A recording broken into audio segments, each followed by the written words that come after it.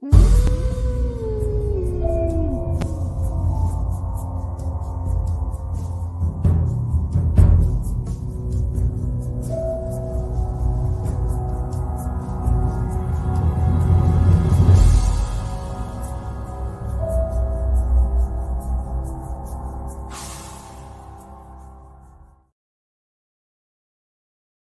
Monday.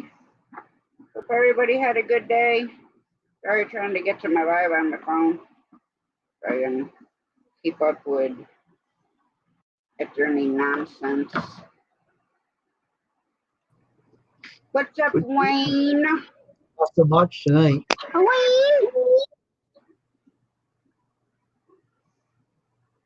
Why not? I don't know. Hey, cool gamer. How you doing?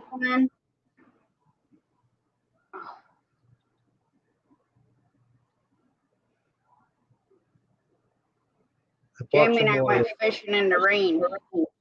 Oh, okay. I did a live stream until my charging port got wet. The one in my phone. Oh. So it was about an hour. I actually turned monetization on for this stream, so we'll see how long before they nail it with restriction. I was working on that stop sign with a chisel and a hammer today. Why a chisel and a freaking hammer, Wayne? That's all I got to use right now.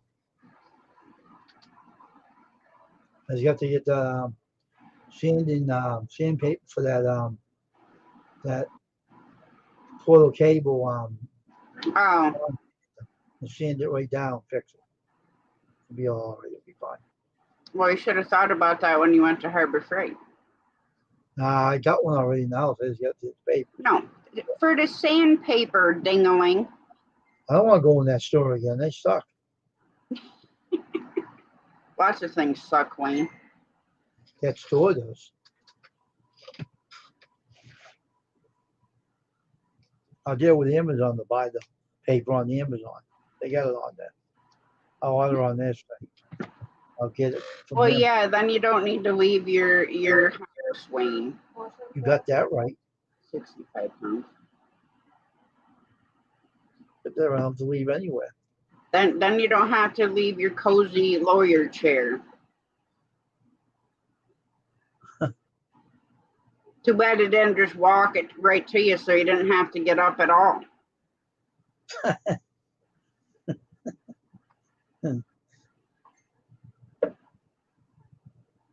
So I bought that sanding machine on Macari, and the guy, I guess, was using it and he wanted to sell it. So I only had a few sandpapers with it, so I'm going to buy a bunch of them. I can use them on that project of mine, and then I can start doing the work on it. And them tools I bought from Amazon today for my Harbor Freight tool. Your Dremel. And I have to get I got the tools that go around that t-shirt with that blade they got. It's like a bit, and you can use it and go around it and carve it out. I couldn't find nothing in that store. Not what I was looking for. I couldn't even get anybody to help me find anything. Stupid store. I just walk around the whole store until I find what I want. I know. The only time I'll ask is if I can't find exactly what I'm looking for. But I'll walk up and down every single aisle like twice.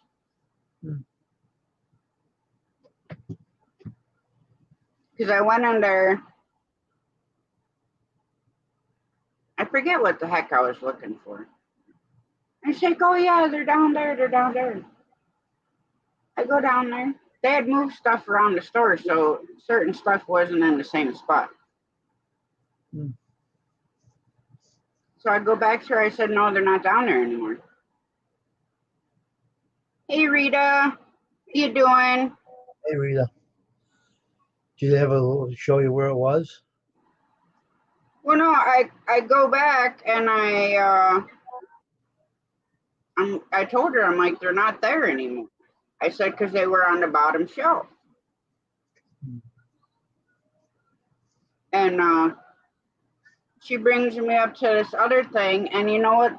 It was a magnet, but you know what they were for? What? Welding.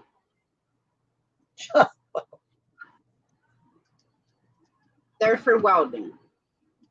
They're like the triangle pieces. Yeah. They could use to hold two pieces of metal together. Yeah. In order like this. Yeah.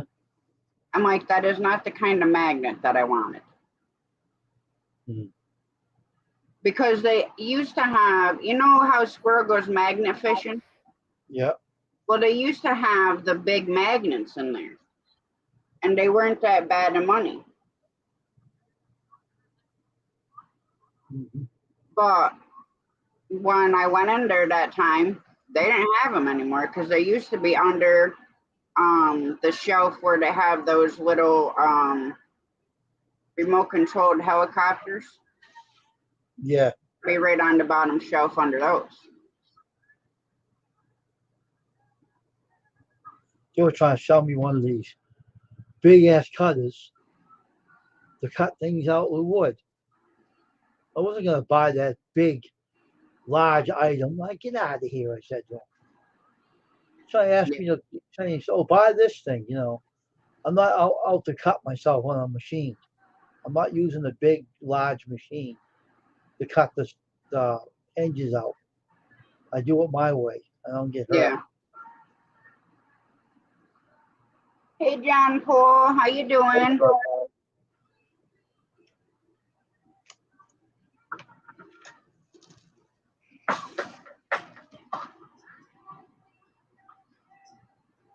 Damn, I come in on the live through my other channel. Frickin' first ad, 4 minutes long. Oh, really? I don't see no ads on mine. I'm on live anymore. Well, hello, Tony. How you doing?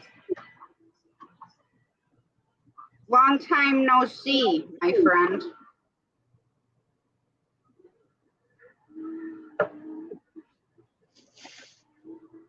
How's things with you?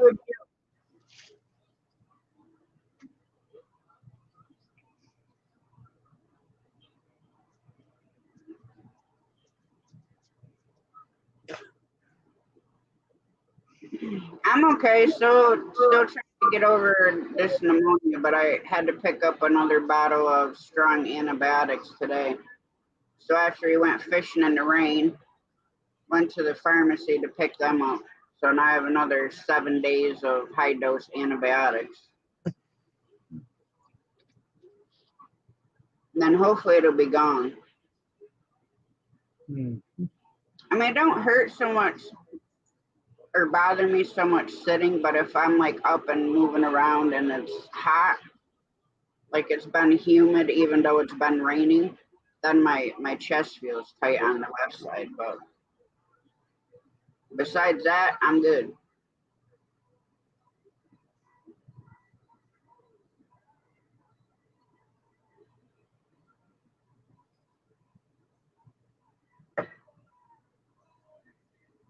So what you been busy doing?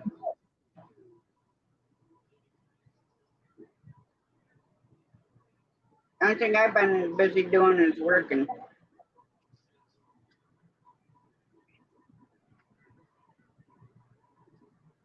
Of course, last week I only worked Tuesday and or Monday and Wednesday.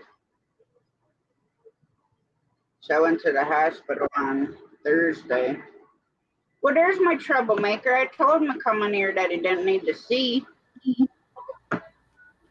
Get my glasses. I get my glasses tomorrow. Happy. Well, it's about dang time. No, I can't. I can't stand it. The eyes feel funny. You know what happened? Yeah, no, I got to get my eyes checked again I got because to check. My doctor checked them. He said they're fine. He said he said it's good. Still need glasses, but he said they're looking good. He says. I got a nice pair of glasses. I like them too. What do you see? Nice. yeah, I got to go get mine checked again. So I noticed like not all things, but like certain things that's like fine print. That's Wayne. I can see what I'm on here. Just kills my eyes.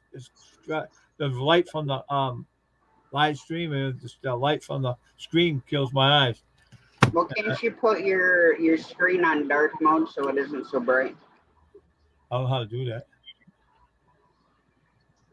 But anyways, it bothers me, right? I fell asleep on my live stream. I was tired. The thing made me tired. Then the lady says, "Hey, what are you doing? Sleeping?"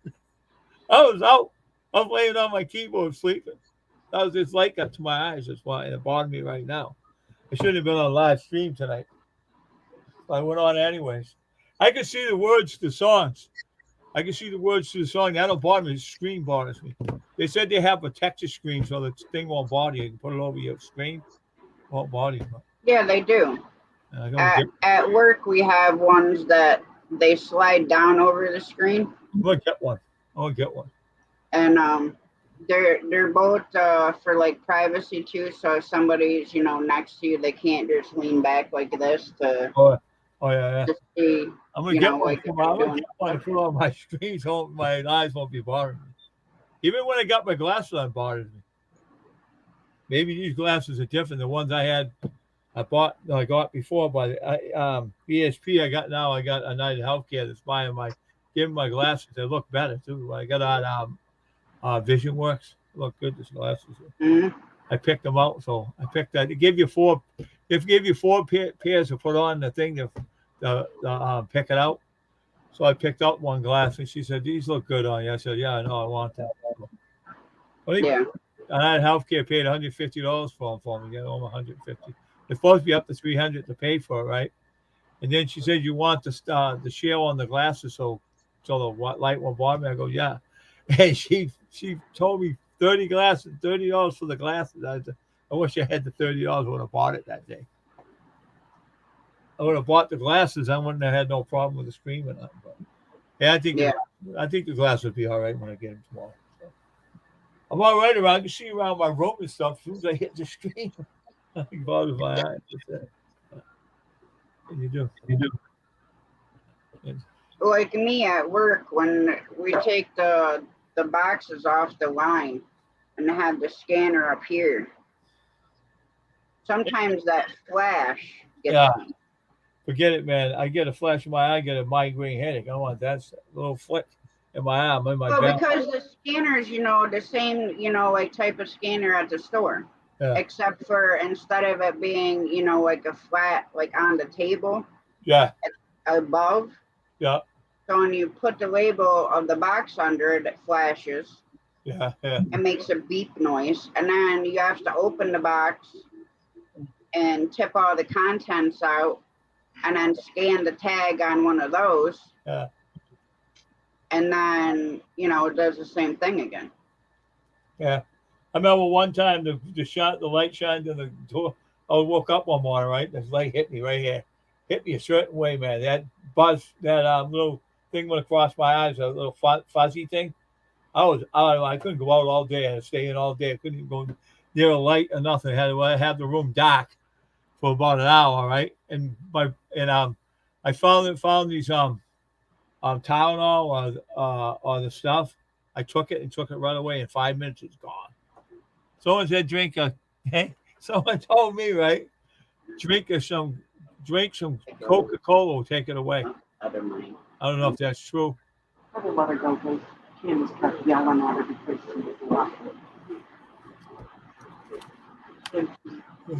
need to keep it down.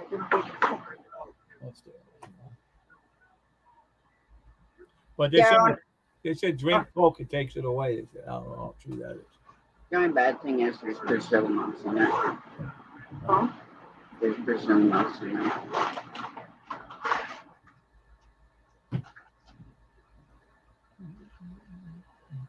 I know, but I think you're all chocolate coated, so how the heck are you gonna tell?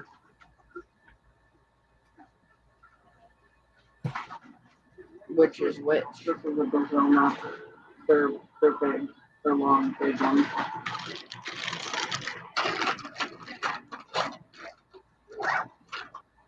So I'm gonna eat some junk. Good. if I can open the I don't bag. care what you do. You can eat all you want, but pardon me. I had my supper tonight already. Well, me too. I made fried pork I chop, don't- yeah, fried potato. I made a stir fry tonight. That's what I made. Yeah, I heard Wayne talking about it. That thing was hot. I didn't touch that stuff. I'll let Wayne have it. I put my finger in this. I bought some stir fries with sauce for it. I put my finger in that thing, burned my mouth. I gave it to Wayne. I used, I used, Tasted good too. yeah, I know. And I gave it to Wayne. I put it all with his rice and stuff tonight. I couldn't do that. I couldn't eat that stuff. I put my finger in it. It was burning my mouth. I told Wayne, come on here Good. for a minute. I said, taste this. He go, I like it. I'm gonna keep it for myself. He says. I said, I'll let you have it. I ain't touching that stuff anymore. Buy a sub, put it all in the sub, and eat it that way too. Nice and hot. I put it on there for you tonight. Tastes good, huh? I'll get a sub too, and I'll put it. I'll go in the market. I get one. I'll pour that stuff all over it. For what stuff on it? That hot. Yeah. That Teriyaki sauce, that hot stuff. That's like for the stir fry. You put it in it and you cook it up. Mm, Hot. I want to taste before I put it in there. I think putting that thing's too hot. I gave it to Wayne, right? So I had the That's other good. kind. I had the sweet and sour kind. Maybe I put it in the pan and I cook with that tonight. I ain't cooking with that stuff again. And I'll be so hot, man. I'll be in the bathroom tonight, sick of it. My stomach gets all hurt and it hurts. I'm not touching that. If I got something wrong with my gastric reflex and if I take hot stuff, it bothers me bad. So I gotta Yeah, do it makes you that. feel uncomfortable when you sit in the toilet too. I know. Yeah. I ain't gonna do that. No. I did that before, and man, I was hurting, man. For a whole week, I couldn't even do it. Oh, that stuff. if you're gonna eat that stuff, you need to take like a couple Tums first or drink milk first. I'm not touching nothing. I'm not drinking. I'm not touching no hot stuff. I had the stuff I had tonight. Sweet and sour sauce was cool. Didn't bother me one bit. I loved it. Every minute of it. That was good. I gave it to him. I ain't touching. If I know I can't take it in my body, I give it to my brother because he likes hot stuff. I give it to him. I got it on the shelf, right? And I said, "Oh, this could be good to make the stir fry and put it in, right?" I put my finger in it. I put my finger in it. I put it in my mouth. Like that. That stuff was hot. Doing that stuff. I told Wayne, you like this? Yeah, I'll take it. I tried it. I said, man, that is good. It gets nice and hot. I like it. I can't take hot stuff so I bought it. When I was young, I used to eat it, but now I'm old. I can't touch it. I can't eat it. I want to bother touch it. The other stuff kind of works beautiful in the press. There's no problem with it anymore. I got my other bottle of that stuff I take for my knee. I got to finish up. I got to finish up first.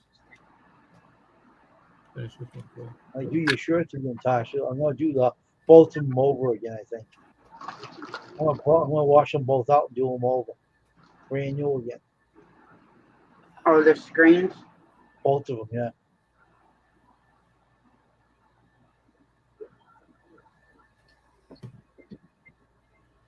Just wait for the heat to arrive. It's going to be a while.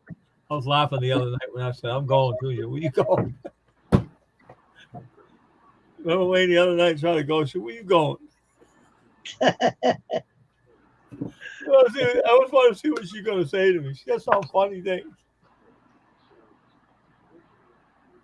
I'm not funny, Dave. Yes, You are too fun. Ask Wayne. You are. She's laughing. Well, yeah, you want to know what that guy said on his channel, right? I'll put it in the private chat. I'll tell you what he said. I'll tell you in a way that you can. Please tell you in the private chat. You can't have a straight face with me. You know you're going to smile and laugh. Look at that.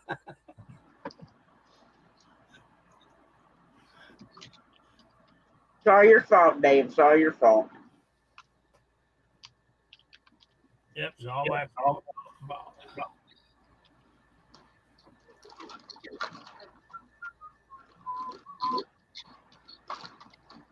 There you go. I don't think that's one but here. I think there's only like one in there.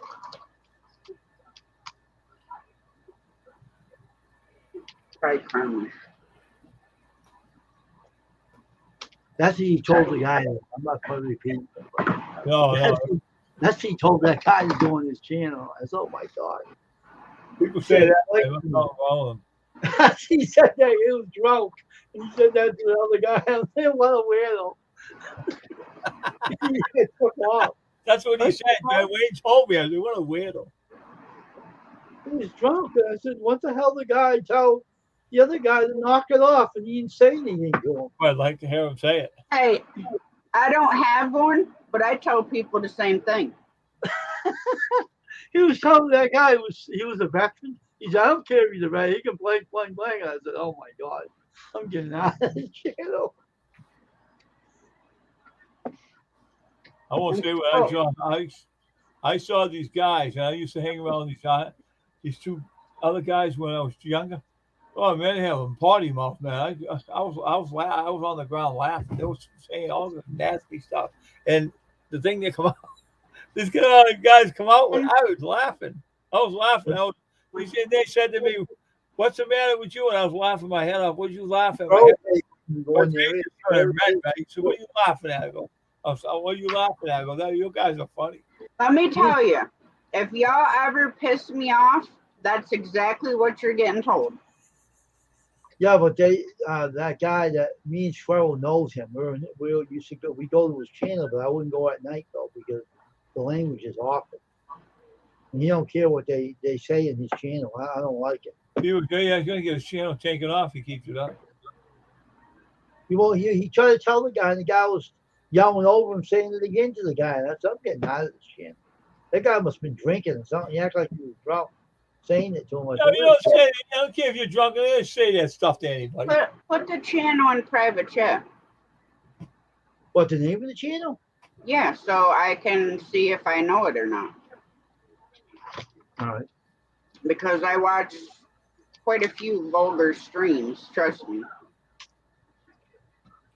Well, I haven't heard from her since Crazy Ann. I haven't heard from her for a while. I think I haven't blocked. What? I think I have that channel blocked. What, the one I showed you? What, Crazy Ann?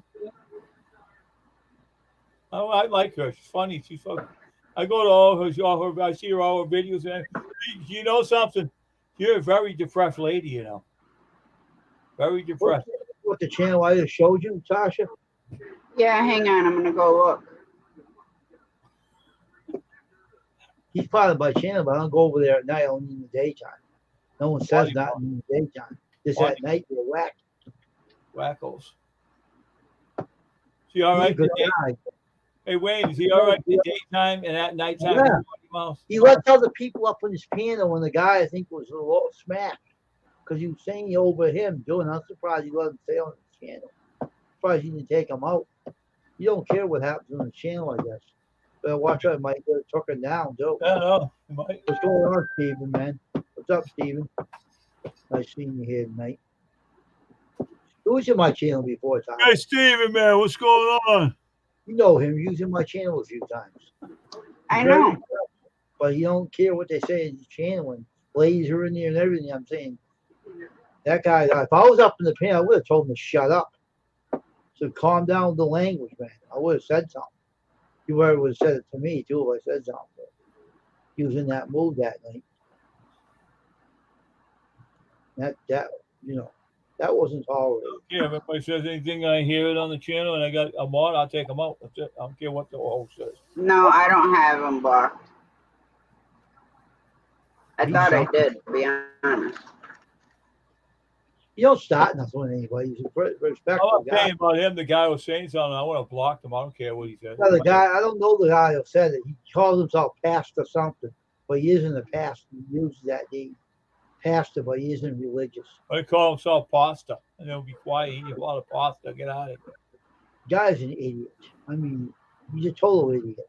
Have a bowl of spaghetti and meatballs and sauce and get out of here. Go eat Everybody else is on is respectful. That one guy, I think he was drinking that night, but he wasn't acting himself at all. He was letting it all out. He was angry. Well, there's a couple of them that, drink like fish and they'll become belligerent. Oh, what do you shit? And then the other guy who was talking, I don't know who the other guy. I came late, so I don't know who it was. But he said it was an old veteran. He said it to. And the guy didn't say nothing to him. I'm surprised he didn't give it back to him. He just Yeah. ignored it and he left. I guess he took off. You don't want to listen to it. You don't want to listen to it. Well, I thought he was having a good time on his channel, and he said it to him like that. Well, I'm surprised you don't have a fight on the channel one night. When that guy opens his mouth, someone's going to tell him off. And watch out, you might have a problem on his channel. You have to call the stream off. One day that guy's going to get told off by someone ain't going to take his lip.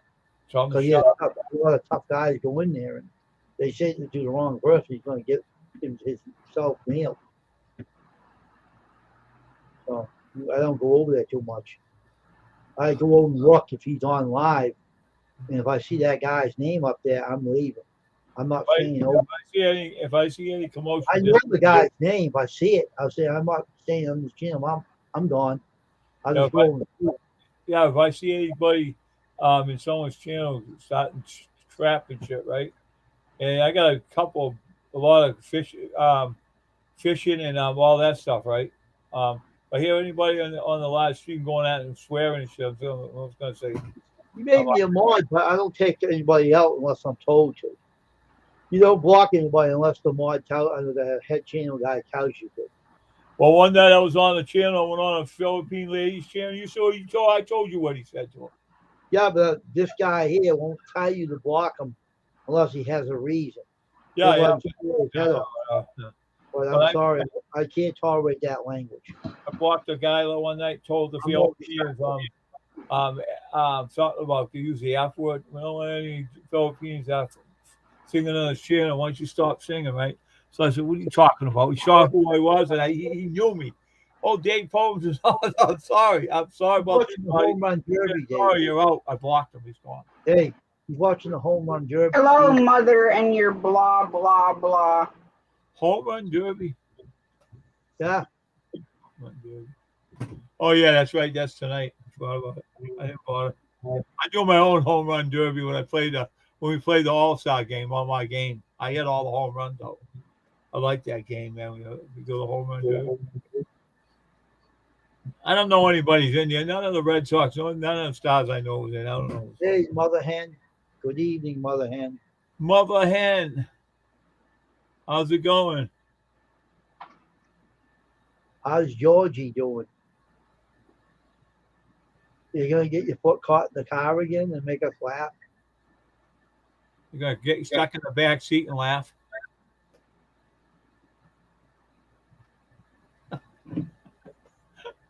She cracked me up when she climbed in there. She should have slid a butt in there and got in there. Climbed in and got stuck. Oh, right. She did. She climbed in there and she got stuck with a fall. Saw her foot and she was laughing about it. And she said, help me, get me out of here. Can you do the blanket where I folded it so your murder daggers are not going into my bare leg? Little kikati. Animals are always attacking you, huh? Well, she loves to come up on the fleecy blankets and she sucks on it, like she nurses it. Oh, really? Or nurses on it. Well, they gotta have their mittens going. Yeah. And I had folded it because I have shorts on. Of course, I have shorts on every day, but her one foot was not where the blanket was folded. Wow. That's all right. So her daggers were going into my. The other night, the other cat was doing it to your chest, remember? That's still this one. Well, it's the same cat? Sarah, yeah. If I pull it up here on my chest, it'll be like right on a boob. She'll be. Yeah. And then you're talking Tiger was up here the other night and was digging her foot and up here. Mm. And Bear was laying on her. Then she was biting Bear's face.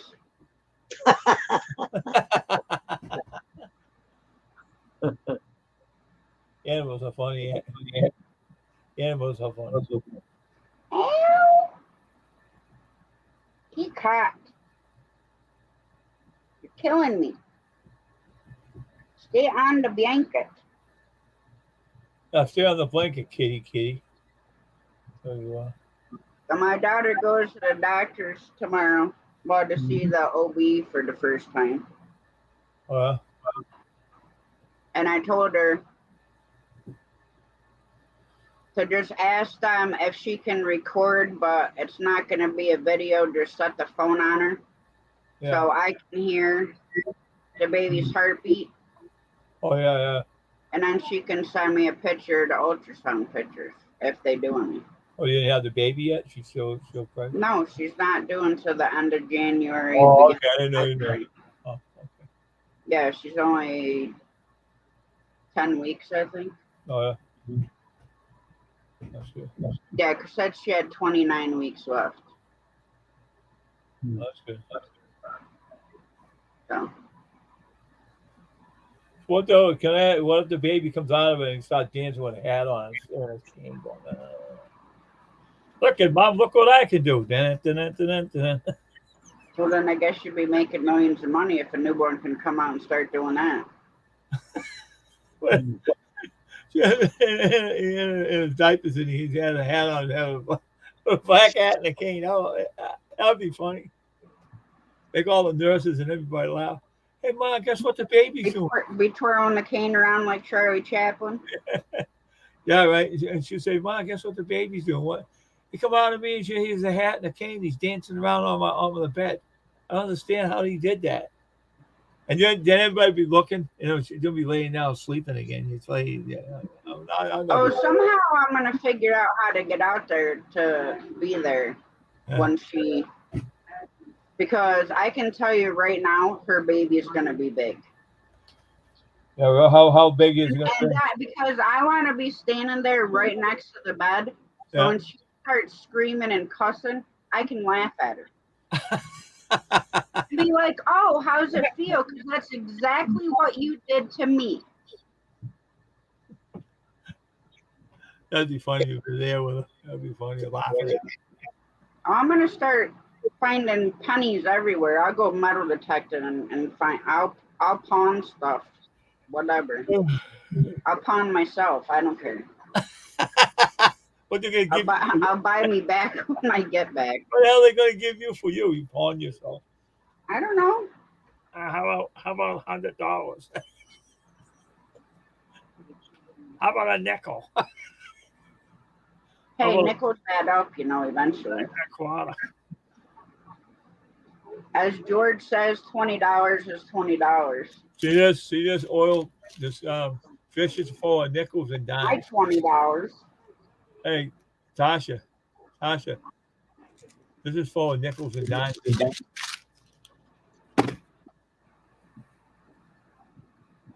Well, unfortunately, if I had to save change, typically I use a debit card, so I don't have change. So it'd probably be like 10 years. Change that. I don't do it. Hey, just in case I need something, I just take the change off.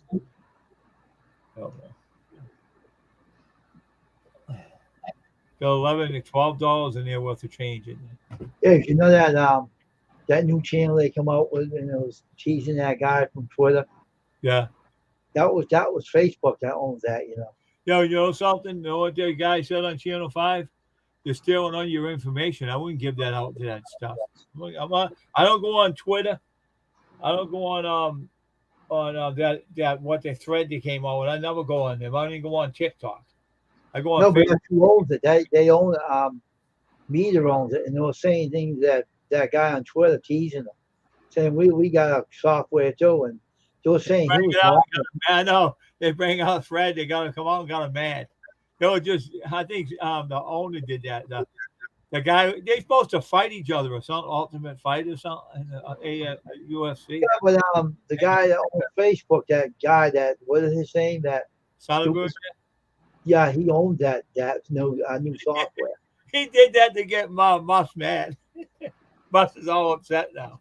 Everybody's on there using it right now too. Oh, I know he got like, I don't know, 10, 20 million followers on there already. He's always doing everything. I'm telling you. Oh, every day.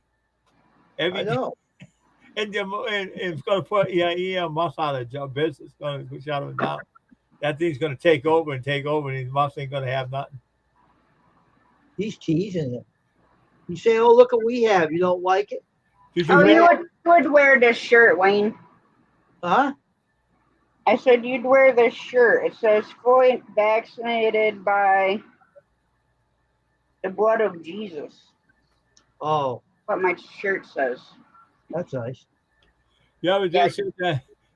Hey, go ahead, Sasha. Jamie's mom got it for me. Oh, yeah. That's good. I'm gonna be fixing that worship channel, doing something different to it. Hey, remember Elon Musk had that Twitter shut down, and Tony on a camping show said he was losing $2 or $3 million a day as he had that shut down. He's losing a lot of money. Yeah, I mean, it was in the hell the other day. Gutenberg, the guy, he was saying, "Oh, I'm laughing at you. You don't like my other one. That's too bad. I don't care if you're yelling at me. You can. I don't want to say it. Yeah, I know. Musk is mad because Musk could be losing a lot of money. When they had it closed down, they had shut it down for a while. He was losing millions and millions of dollars. I would never put a lot of money into that, when he bought it. I wouldn't even done. Oh, now you got to come over and bug the key cat, right? Why not? You want to go bug the kitty cat? Go ahead, bug it. See what happens to you. The jealous dog again. Here he comes.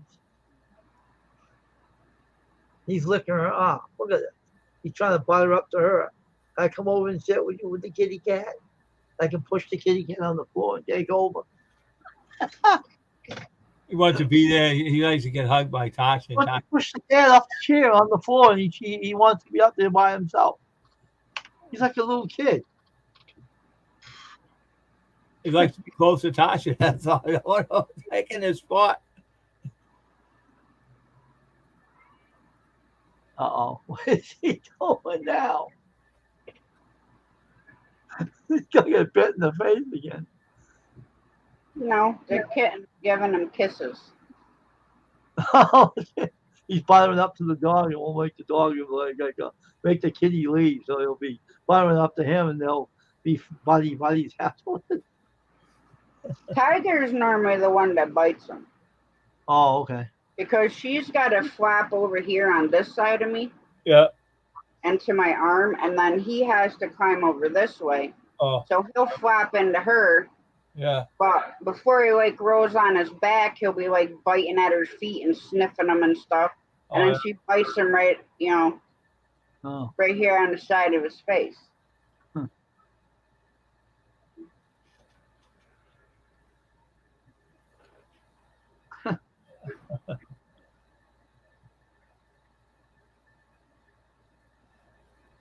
I mean, little baby, she was super jealous. If I was holding her, Yeah. and somebody wants to touch me, even if it was just like this, Yeah. she'd go after him. Oh, really?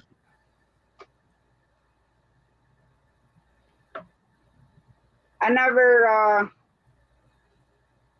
really realized that she was like that, but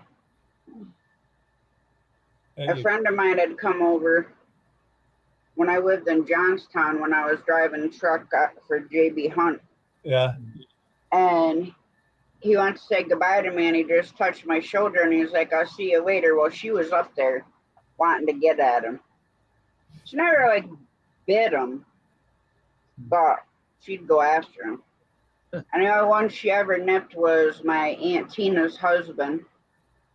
He had just dropped Crystal off when her and I lived together. Yeah. And he leaned down to kiss me, and she nipped him right in the lip.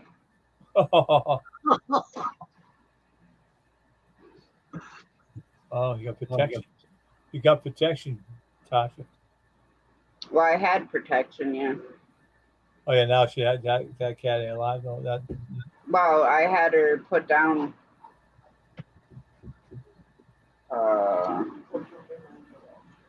September 9th of last year. Oh wow. I remember it as the week before my knee surgery, which was the 16th.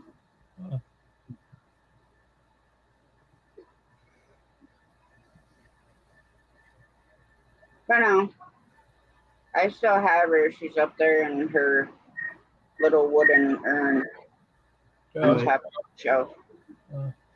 yeah, they have Tony and Tony. Tony's little dog, with Tony Brucey he had with him. He had a cremated. He's got him in a little urn, and when he goes up to the mountain where the lakes is, he's gonna drop his ashes in there where he used to like to go. He's gonna put it in there. I miss that dog, man. That dog was nice, man. Then he got bitten by that bee. I don't care what anybody said, that killed him. He got bitten like 4 or 5 times on his paw. And I don't know what Tony did with him. Tony was crying after he died. Oh, he died. I don't know why he died. Well, I can't really say the bee killed him. I don't know why or how he died. I don't know. I saw him get bitten by a hornet, and then suddenly, hornets or whatever it was, and I saw him. I didn't see him after that. He gave me a message. He said his dog died, passed away. He was 11 years old too. 11 years old. Didn't look it though, did he? No, Tony took care of him. He found him right and everything. But something must have happened. I don't know. He don't know. So I just took a guess on the hornet that stung him because his whole leg got infected. And that was it. And he was out of town. He was in where was he? He was far away when it happened. He had someone watch his dog.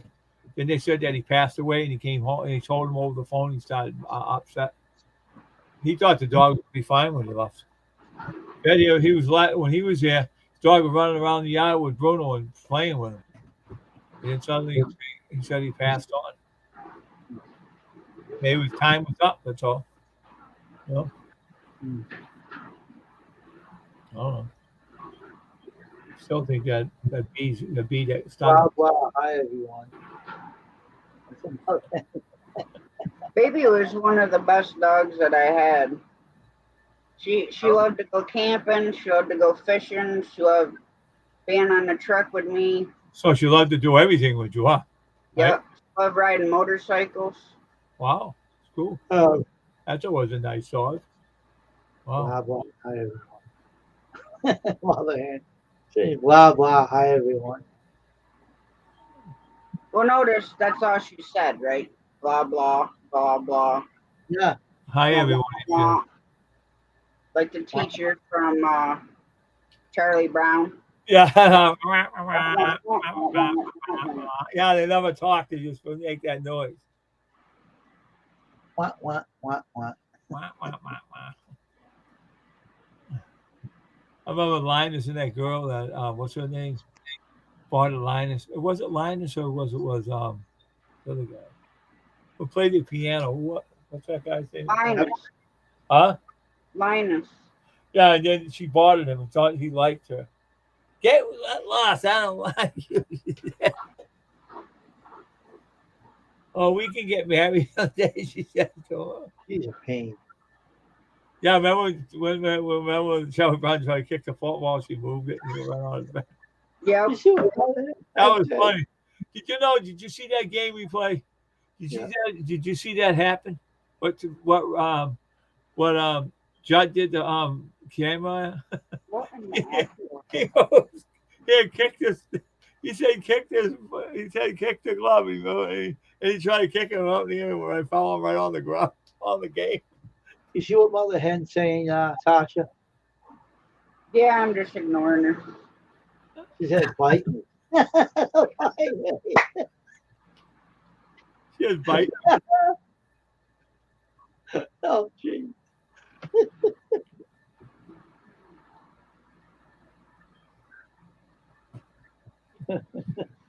I see what she said, bite me. It's crazy. Baka do go.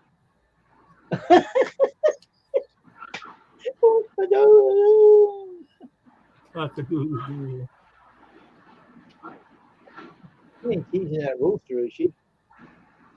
She's not home. Oh, okay. That's why she's doing it. She's down at my grand's.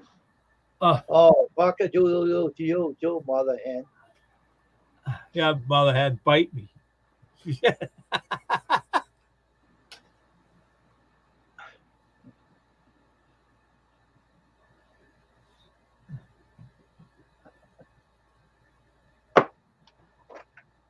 Don't forget about dinner. Henry Jr. Okay. Henry Jr. Well, yeah, his name is Junior. Oh, can I have a yogurt while you're in there? I'm just pretending to be Henry Jr., she said. Oh, Henry Jr. has Henry's personality, let me tell you. She teased him? No. No, She leaves alone. She want to get pecked again. none of them, well, I tease them now. You tease him? What'd you say? What you doing to him? I tease him. Oh, I'll start like going book, book, book, book, and he'll ask Wayne. I showed him the video. He starts going all crazy. Oh, no, that was fun. He'll start dancing around and making all sorts of weird noises. He's going,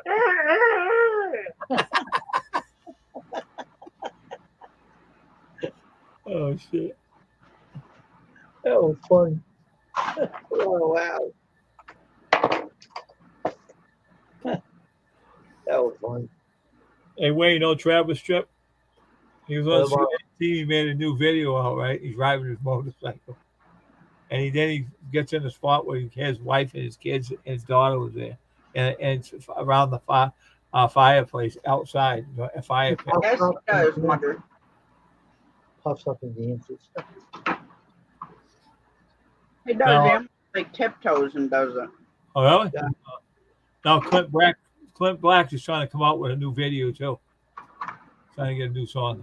What they doing? Alan Jackson tried again, but it didn't make it. No, really? Really? He made a new album, didn't even make it. It died. What happened to him? He usually makes the big crowds, that guy.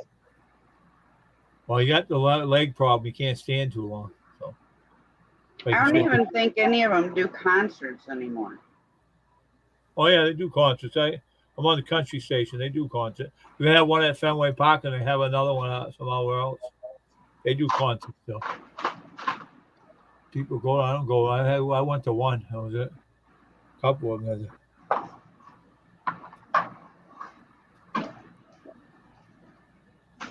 I knew one guy's house. He used to play the guitar. That guy was good, man. I see. He was singing all country and western songs. I don't know if he's around anymore. I haven't seen him in like 15 years. He was old guy. He was an old guy when I saw him. He must be dead by now. She's giving stuff.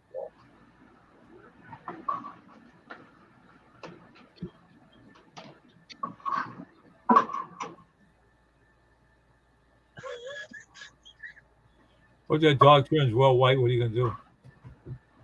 Cute little thing. Huh? What if he turns white and his eye balls out? You go, He's adorable, that dog. that's a nice dog. I like that dog. That's my buddy right there. So cute. So adorable.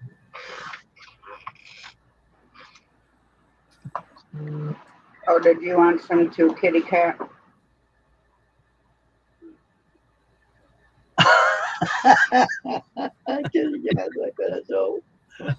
You can't play with the kitty cat. Everybody's trying to get into it. Now Bear's getting kind of jealous. He's watching her now. Now he's looking over that. Jamie, I don't know who he's looking at. That's what he's looking at. Hey, you like the dog will say, hey, first you give me some, you give it anybody else, give me some Here you more. go, Rem.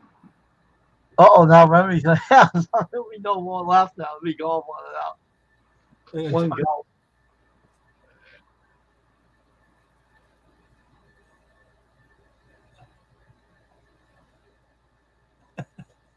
That's all he's looking at him. Okay, all gone. You little heathens.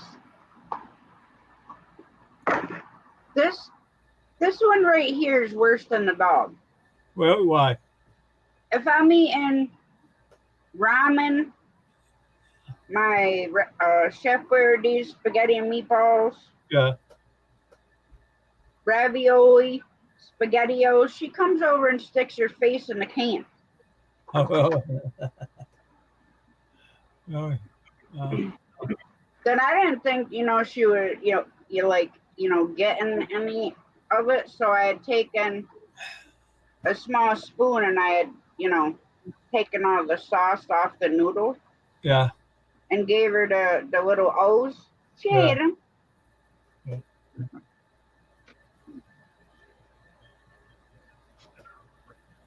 The other camper I know, he gives his dogs regular food, like vegetables and stuff. And when he had a little bit of meat, somebody lets him do add vegetables, and the dog eats it. That Like good you for eat dog vegetables on it. hot dogs, right? Oh, Bear likes carrots, lettuce, cucumbers, watermelon, strawberries, raspberries. A hot dog to a dog. And he gassed her out. She said that too. He gassed her out. The dog farted. And he ran the sauce and just gassed her. I don't know. I don't know video. Every once in a while, he'll be over here. And like I said, it's not like you hear nothing. You just freaking smell it.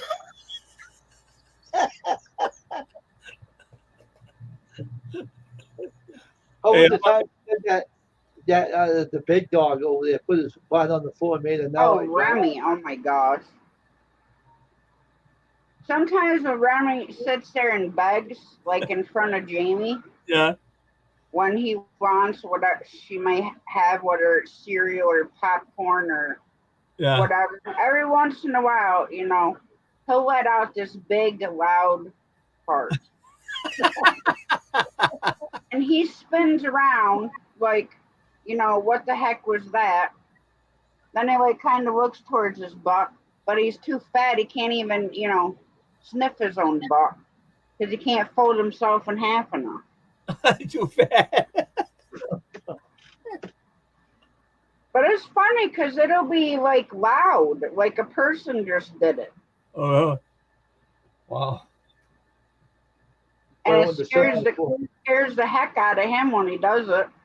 Maybe you want to put on the floor and fart, He fought loud and he gets scared. That's who didn't know who farted. The dog. When he does it, yeah.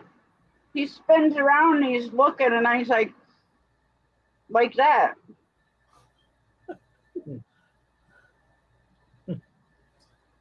Hey, when I was in National Guard, Tasha, right? This guy named Danny Trigger, he got the biggest bomb in there, right? And he had food in there. He got the biggest bomb. So everybody leaves so he get the food in there. We all ran outside. Oh, it's stinky, man.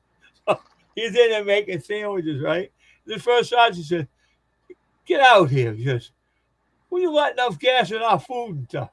I ain't letting nothing out. Bullshit, you stay outside and eat. I want to get this place clean." So he moved all the food out into the kitchen and he sprayed the room. Got all the food out of there. Moved into the next room. I don't want you farting around our food. He used to let it out all the time, man. I would never hang with him.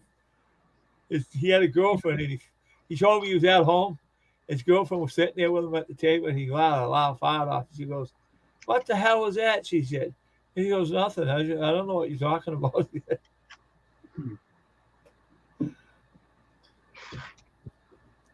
I don't know why people do that, man. That's nasty, man.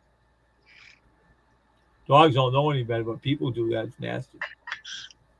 Oh, shit. Just,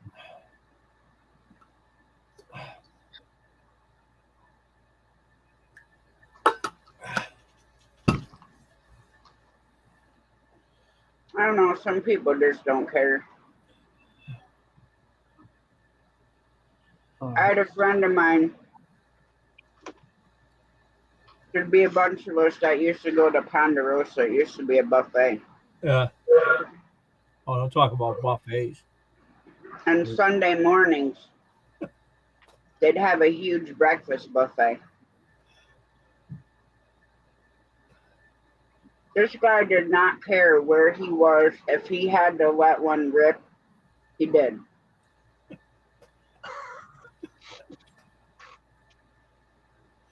Oh my gosh! I was talking about with the Chinese buffet. Oh my gosh! So after like a couple times of going to breakfast, Yeah, I'm like, I'm not going anymore. Because we'd put like 5 tables together for all of us. yeah, Wooden chairs. yeah. Well, And the dude would be sitting in the middle of us.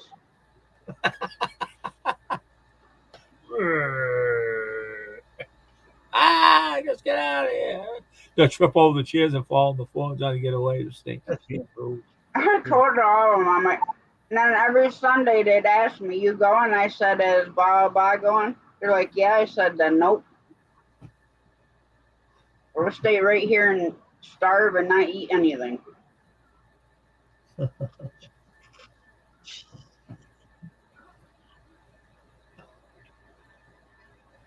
Let the gas up. Everyone want to be there. Hell, that shit, that stuff stinks. Especially when he fart. Does he fart? Does he fart loud or does he just... Why don't you stay home and fart? He fart. Yeah. But we'd all go early morning because most of us we drove at night. Oh yeah. Yeah. So we'd get up and go for breakfast buffet. Then we come back and take a couple hour nap. Go out for the down And lunch. eat Supper. Be time to go to work. Oh yeah.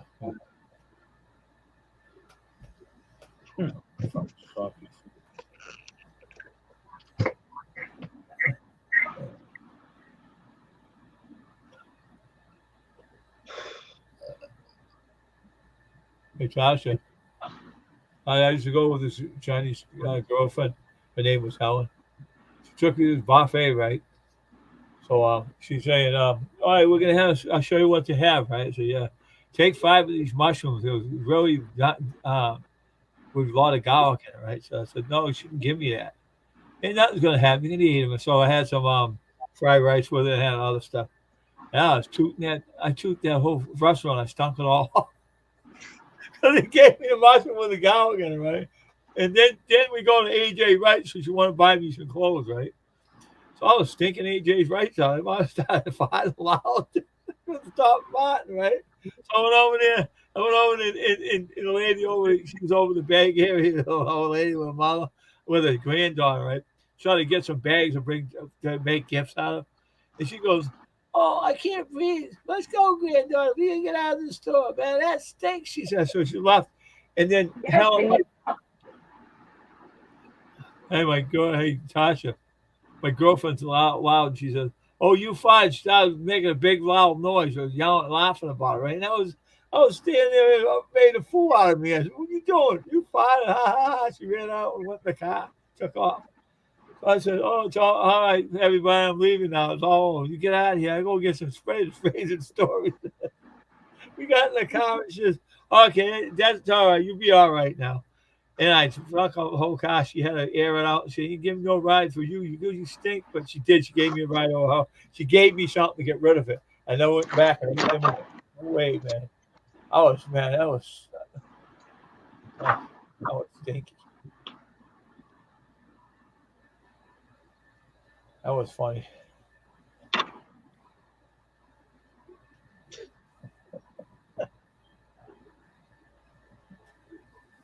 You snooze, you lose.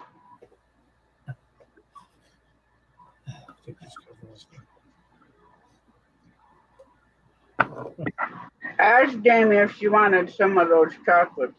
And they've been sitting over there.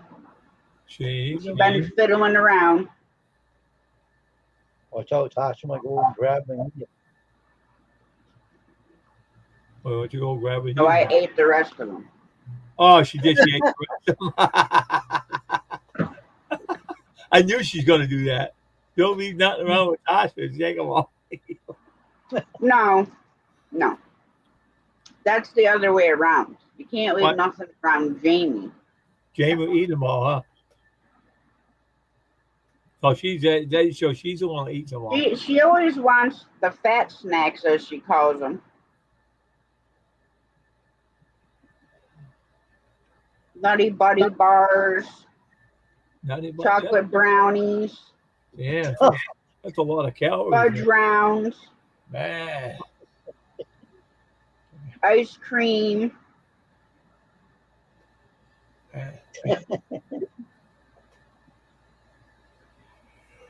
Ugh. He's on my diet. What? What, your seafood diet? Yeah, seafood diet. She sees everything, she eats it, right? I guess she's trying to put on the 65 pounds I lost. Seafood, you eat it. Yeah. No matter what it is, she eats it. Well, now, see, certain food I'd be the same way. Like a sushi platter, Yeah. that wouldn't be safe sitting by me. A lot of things shouldn't be safe sitting by me. Watermelon, Well, I get a girlfriend. cut up watermelon, that's not safe around me. I'll literally sit down and eat watermelon until I throw up. I wouldn't do that. I have one piece and that's it. Wait, man. You eat a lot. I'll eat like freaking 10, 12 pieces in one sitting. Listen to us. 12 pieces of the watermelon. Watermelon is all water. I know, but you can fill you up. There's no calorie. Yeah, I know, but you can get sick by filling you up with water. You get sick to your stomach, and you blow it up, and you go boom, and you stop floating away. So I have to get a rope like take you down. That's all right. All I gotta do is go out and like this. kayak. And someone gets a rope and pulls you down. You both go up in the air. You float away. You could drag me across the lawn right now, as wet as it is from all this rain. Hello? You could actually probably pull me on a rope behind the 4-wheeler, and I could water ski on the yard. I'm not even joking. That's how wet the grass is. That's funny. You got a funny life. Well, my brother was supposed to be bringing Crystal up to the wedding on the hay wagon. Yeah. And they haven't been getting back to her or anything. So talking about that, an idea just popped in my head. I'll just tie the rowboat behind the 4-wheeler, and I'll drag her across the grass, and she can make her grand entrance in the rowboat. Hey, Elliot. Hey, Elliot, what's up, man? What's that picture in your background? That's your yard? Hang on, let me put it in as an overlay and I'll show you.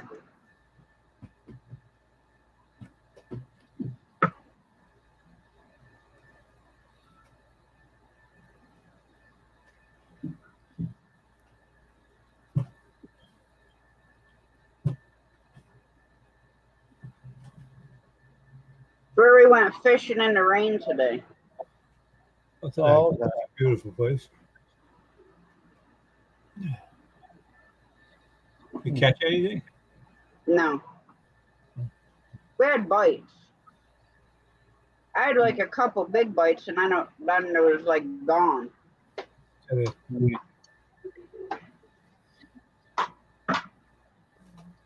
A guy who knows a good place where to fish. He gets all kinds of fish. I said, lives in Brockton. I said, well, you go to fish? He goes, oh, I got my places. I don't tell anybody because I want to stay on my fish. He said,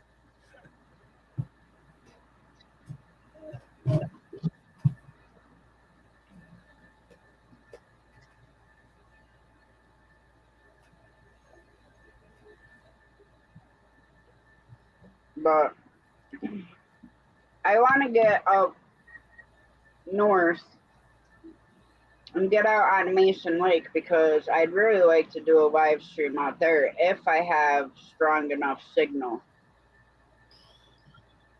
to do one because that's when it's a small lake. The Yeah. deepest spot in that whole lake is 8.5 feet. Wow. But you can catch like perch, yellow perch that are like this big. Wow, that's good. Bluegills that's bigger than my hand, and I have big hands. Yeah. And then largemouth and smallmouth bass out of there. But hasn't been nice enough to go anywhere. And then even this coming weekend is supposed to frickin' rain. I mean, it'd be one thing if the rowboat had a canopy, then I probably wouldn't worry so much. Yeah. But this year was raining more than it was last year. Well, a drought last year. I don't know a drought this year. It's gonna rain tomorrow. No, it's gonna be nice tomorrow. I think. It's gonna be nice tomorrow and Wednesday, and then rain again.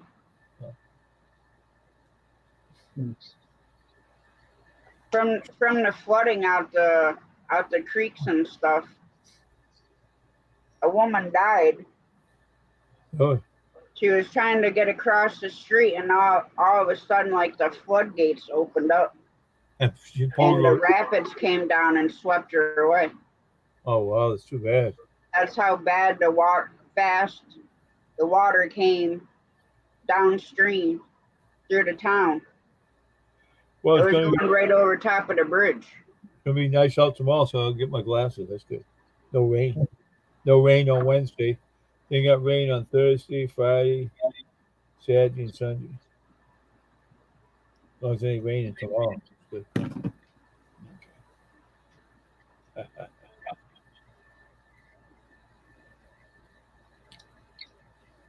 I mean, at first, it sprinkled and then it stopped for a little bit. Then it started raining harder, like towards the end of my life. Yeah. And the water was dripping through the umbrella. Yeah. So I got to make sure that I open that up and set it on my four-wheeler so it dries. So then I can spray it with waterproof spray. Yeah, no. I got that. So that way, if we go fishing in the rain again, I don't have to worry about it leaking. Yeah, no, it just stays dry. You stay dry on these things. Tony has some of that stuff too. He sprays it. Well, hello, Elliot. Hey. How you doing? Oh, not bad. Same old in some areas. You know how it is. Yeah. I just got in here and turned the PC on. I seen you were, Mac was streaming. I seen you were. Thought I'd jump in here and say hey. Well, I'm glad you did. You ain't been up here in forever. Yeah, it has been a while, hasn't it? Got my dog in here. Big little rat runt, I call him. So how you doing? I'm doing okay. Picked up my other bottle of antibiotics, so hopefully it'll knock the pneumonia the rest of the way out of my left lung. Oh, that's not good. Pneumonia, boy. I got that. Now, I told you about that. I won't go medical here, but years ago I got pneumonia in my right lung. And what's the matter, James? They had to crack me open and manually clean it out. Boy, it hurt. Woo. Boy, yeah. Well, it's even worse. You get too much fluid in there. They make a slice in your rib and stick the hose in there. Mm-hmm. But luckily, I decided not to be stubborn, because if I'd been stubborn, I probably would have been admitted. Because when I get it normally, it slams me. Oh wow! Yeah, it killed my grandfather when he was I think he was 50 years old, 53. As soon as I turned 50, one summer I started getting a rumbling chest, and by the end of summer I was real weak, tired, exhausted, and my right lung actually collapsed, and I sat for 3 days. 3 days now, could barely talk because how when your lung collapse is kind of hard to. And my daughter finally come and got me, took me to the hospital. I stayed, I think, 10 days in the hospital. And the only reason I got out because I looked up at 11 o'clock one morning and I says, I want to get out of here by this evening. You can't do that. You're on a pain pump. I says, unplug it. And they unplugged it, and I left exactly like I said I would. And they called me the difficult patient. One Hispanic girl did. I said, I'm not difficult. I just want it my way. She tried to make me walk up and down the hall. I couldn't even hardly get out of bed. And I wouldn't do it.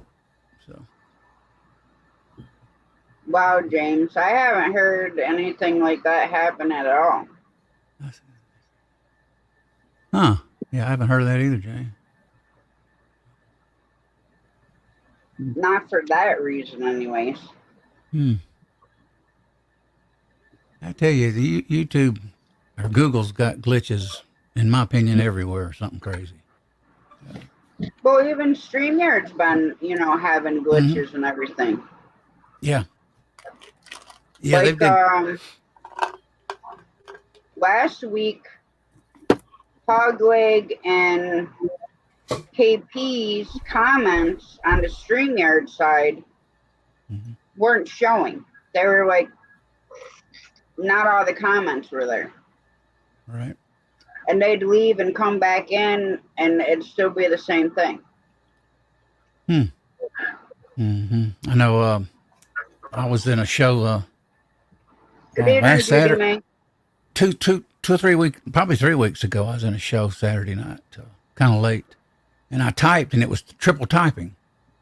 And I am Betty J. Gather. She had she mentioned it in one of her morning coffees or morning shows vlog she does, and she was having double typing. And she actually emailed me, and I told her, I said, that's kind of the way it is. They'll iron it out in time, get it right.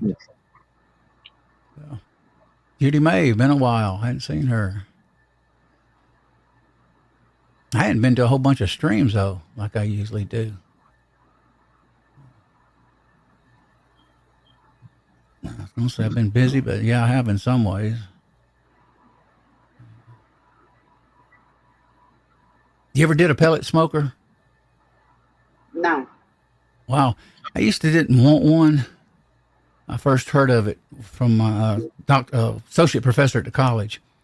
I said, I want me a big green egg one day. And he says, it's too much trouble, man. He said, I don't have time for that. He said, when I go home or sit around the pool, I just pull my Traeger out, pellet smoker. And I said, oh, okay. And I wouldn't have nothing to do with them for years. But I tell you something, it's so easy that you'll catch yourself even heating. Like the next day when I made the burgers, I had some left over. I actually just fired it up, plugged it up, fired it up, waited about 20, 30 minutes, went out there, threw the burgers on, reheated them up and smoked them, pulled them back off, and just shut it down. So it's real easy to cook. I mean, basically it's a convection. Basically a convection I oven. had a propane smoker, so I'd put the wood in the bottom. Yeah. Maple wood or apple wood. And do it that way. And let me tell you, we smoked corn on the cob. We smoked lobster, crab legs, clams. Wow. All in a big pan. Oh my gosh, that was like the best seafood I ever ate in my life. I'm a seafood nut. Fresh apple. Because we had like 6 apple trees on the property. And we trimmed some of the lower branches off. So they had been sitting there dried. So we cut some of those up and put them in a smoker and used those. I've been thinking about getting a pellet tube and actually add more smoke to it. To me, it's not quite, a pellet smoker is not quite as strong of as a green egg would be. Or probably as a stick smoker. Naturally, a stick smoker is going to have strong smoke taste. I do have one of them. My wood's too long to fit in it, though. What little wood I have, and but it's not a bad smoker. It's especially for the price range. I got it at Walmart. I want to do some shish kebabs, seafood, shrimp, all that on it, all kinds of stuff. Today I thawed out a big old wild Alaskan salmon, big old, about 15 inches long.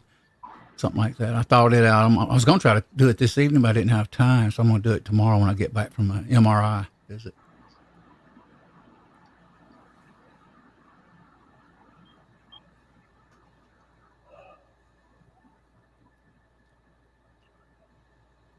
Oh, congrats, Judy May.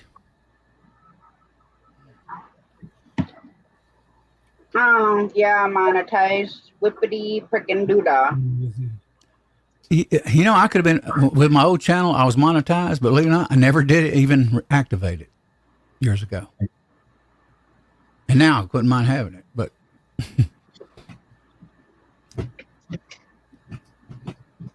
Well, the whole, like, even now, I just looked a minute ago.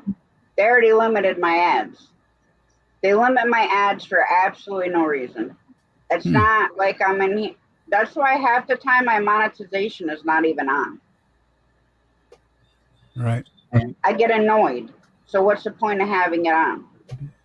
right. I mean, sometimes if they limit it, I'll still have ads from certain advertisers. Mm-hmm. James, no, they limited it like when I was at the 15-minute mark. If you guys ever see something twirling, that's actually a firearm pin block. How many have you had? So I take it and I twirl it a lot. Almost like a fidget spinner. Yeah, you can do it on the back. It's like a 1911 bushing thing you can do, Yeah. which wears out, they say. But yeah, you can do pistol pins, knock them out, AR-15 things, knock pins out and stuff. It's not the best, but I got it dirt cheap a while back. And, I'll sit and it's got a hole in the center, and I'll sit there and go and spin that thing. I mean, tonight was the first time I turned monetization on since June 25th. It's hot back Well, they there. haven't. I already had done the stream Monday, earlier today when we went fishing.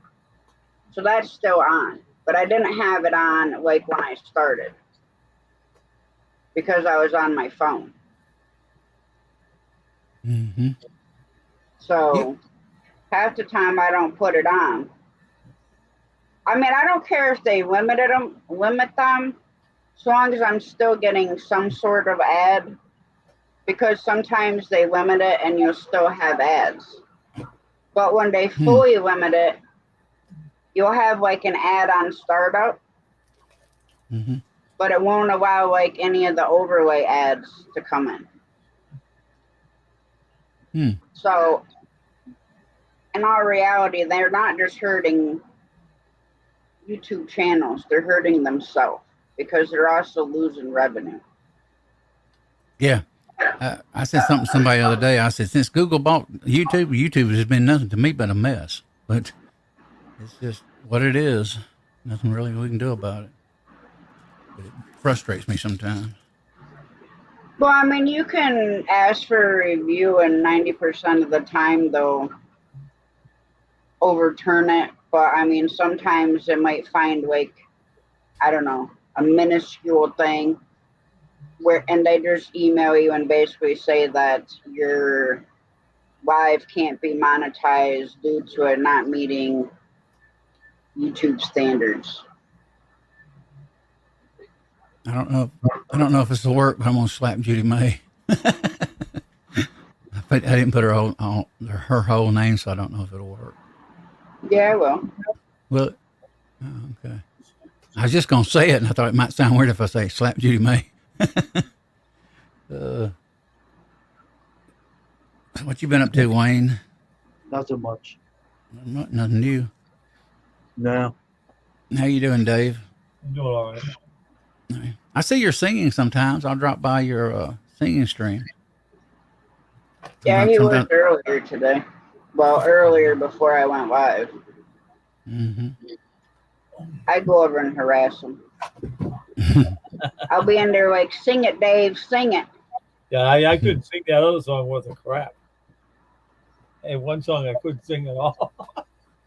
trying to put my voice here, it wouldn't work. I think it was one of Daryl Hall's songs. I slapped her with a slimy squid.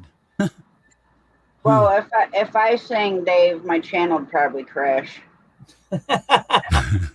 my channel, everything would probably run away. The most songs I like to sing is Elvis and Oh yeah. Derek. No, what's his name? Derek Bentley or something. Or Travis Tripp or some other Oh, song. yeah, Or he's maybe good. get some better songs. And I was on the line. He said, "You're putting us to sleep. Get better songs." I said, Travis Tritt started out in Marietta, Georgia, I Yep. think, if I'm not wrong. Miss Kitty's big nightclub. I went to it one time, and I had a date. And I went in her car. Didn't know her that well, and she wound up going in there, and the owners knew her and the bouncers, so they put her to work, and I got free drinks all night long. I ain't kidding you. That's cool. Yeah, the girls behind me kept kind of smiling, and I looked around. And I said, "Hey, you can't beat it. Go on a date and you get free drinks. What can I say?" I said, "I don't have her here, but you know." And, I mean, she brought me everything you could think of, shots, constantly, and then James, to be honest, I don't have the freaking balls to sit here on my live stream and sing anything. Now you get me in the car, I'll sing whatever. Get me outside doing yard work, I'll sing whatever. Because I ain't got to worry about, you know, people hearing me that, you know, like this. my daughter was talking a few weeks ago. Said something about she'll do karaoke when she gets drinking. I said, "Heck no!" I said, "I know my limits. I don't matter how drunk I am, I won't do it." Of course, I don't drink like that anymore either. Well, see, back in my, you know, my 20s, I'd go to the bars and have a couple Mm-hmm. and sing karaoke because I didn't care. But I'm not gonna do it here. I dated two girls one girl used to sing a lot, her and her daughter, and I dated her, and she said, "You want to go up there?" I said, "No way." And another girl that mentioned it to me, I said, "Karaoke, what is that?" I think it was like 1990. And she used to do that all the time, but I never did. I wouldn't do it. I could drink a whole bottle of tequila and I wouldn't do it. Now I do other things on tequila. I mean, but I won't do that. Yeah, I can't. I cannot touch tequila. I would be in way too much trouble. That stuff is such a weird. I actually got to drinking that one night years ago. I was in my 30s, and you know, I basically did not get. I was drunk, but I wasn't drunk. You know what I mean? Yeah. I was still functioning, and I kept doing it. And I woke up the next morning, and I had not one single hangover. And I said, "This is weird." I mean, ordinarily I would get one, even on beer, you know, vodka or anything, screwdrivers. But I never did on that Well, one time. let me tell you. The last time I drank tequila in a bar, the bartender and I were double shotting the whole bottle Ooh. till it was gone. Jose Cuervo. Straight up. No salt, no lemon, no lime, no nothing. Crazy. Well, about 5 minutes after that, they had these big boxes with the poles that go up to the ceiling. Yeah, so I was up standing on that box pole dancing. Oh boy. And there's like 50 people upstairs in the bar because they had a bar downstairs where it was like a bar restaurant, and then upstairs like a bar club. So I'd always go upstairs. So yeah, I don't touch Jose Cuervo anymore. I used to go to a place in the 90s. It's called The Shack. It was top 40, had live bands, and they had big, it was a country bar before that, but they had rails around it and a big stage in the center where not stage, but a dance floor. And everybody some guy would bring baby powder in there so you could spin around easier and always spread it around. Some couple would do it a lot. And I used to sit on, and they had cubes about maybe 32 inches high. I can't remember. A little step up. And I've actually, through the time I went there for several years, I'd watch occasionally, you know, about 11 or 12 at night. I'd see girls just fall backwards off those cubes, be dancing, and just literally hit the floor drunk and get up. I'd look around and, oh, there goes one. And I never fell off one, though, back in those days. I got on them all the time. That's another reason why when I lived in North Carolina, I would go to the strip clubs where the female dancers dancing. That is Mhm. one place I would never ever touch tequila. Because if I sat there and was drinking tequila, I'd have been up there on the stage. And the bouncers Mhm. would probably have been carrying me outside. There used to be a girl I met in, I think, 90. She was about 25, 28 years old. She was real sweet. I called her Bambi. She's just cute as a doll. Kind of straight, I thought, normal, not straight, but you know what I mean. Just everyday Yeah. girl. All of a sudden, years later, I seen her. And I seen her in her store, and I said hello again. She says, "Oh, I'm stripping now." And I says, "What?" And I said, well, "How'd that happen?" She said, "I went down to a little strip." That reminds me of what you said. I went down to a strip bar one night, got drunk, got up there, and I've been doing it ever since. I said, "Okay." And I never would have thought she'd have done that when I met her. And I knew her for maybe 6 months originally. Never know Well, the what big one I went to down there, that one you didn't have to have a male escort, but you had to be dressed. You couldn't, Hmm. not saying I had to go in wearing a dress because me with drinking, that probably would have ended up coming off back then. But, anyways, you had to be dressed up in nice clothes. And Hey, it was like a $10 cover per person. I shouldn't say this live, but I got about that time. I think it was around 90. What year was it? 90 or 91, maybe. Yeah, I got to doing some tequila at a neighborhood bar that had live bands, and I always would talk to the waitresses and real friendly. And I got drunk one night, and they said something about mooning, and I mooned them in the bar at night. And a week or two later, the manager, he was the trip, Larry. He comes up and he says, sat in the bar one day, and he goes, "Hey, Elliot over there, I'm not serious. He's not a moon pie. He'll moon you." He gets on tequila. And this guy dragged me out to it was that same day. This guy dragged me out to some place on Memorial Drive near Stone Mountain. And the wait, I was young then. You got to realize I was actually not right around mid, yeah, 30s. I was in this bar up near Stone Mountain, and the waitresses lined up and basically asked me to. And I said, "Okay." And that's how tequila did me. I went, wham. I said, and I never touched it since. I haven't did it since that time. One night I did get drunk on it now in a bar, and I was on the bar stool, and everything started spinning, which is I must have had doing it too fast or whatever for whatever reason. And boy, I mean, I was sitting there and I said, "Oh my goodness, I may not make it out the door." And I just kept sitting there, like an hour or so. Finally, I got okay. And I walked out a few times, very rare, a few times with the door looking like the door was sideways instead of straight up. Well, And, it's funny because that club was like super fancy, right? mm-hmm, Well, the other club was like a glorified pool hall with a stage and, some big chairs. right.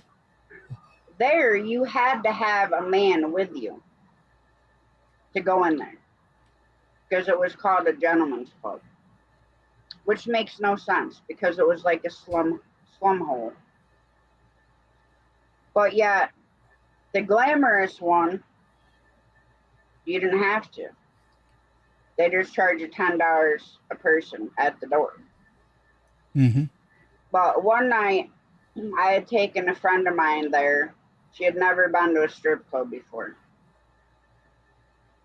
So anytime I ever went there, I had like $400 in my pocket. And I had it all, I'd go right to the bank and get it. I had it all broke down between ones, fives, tens, 20s, a couple 50s. So,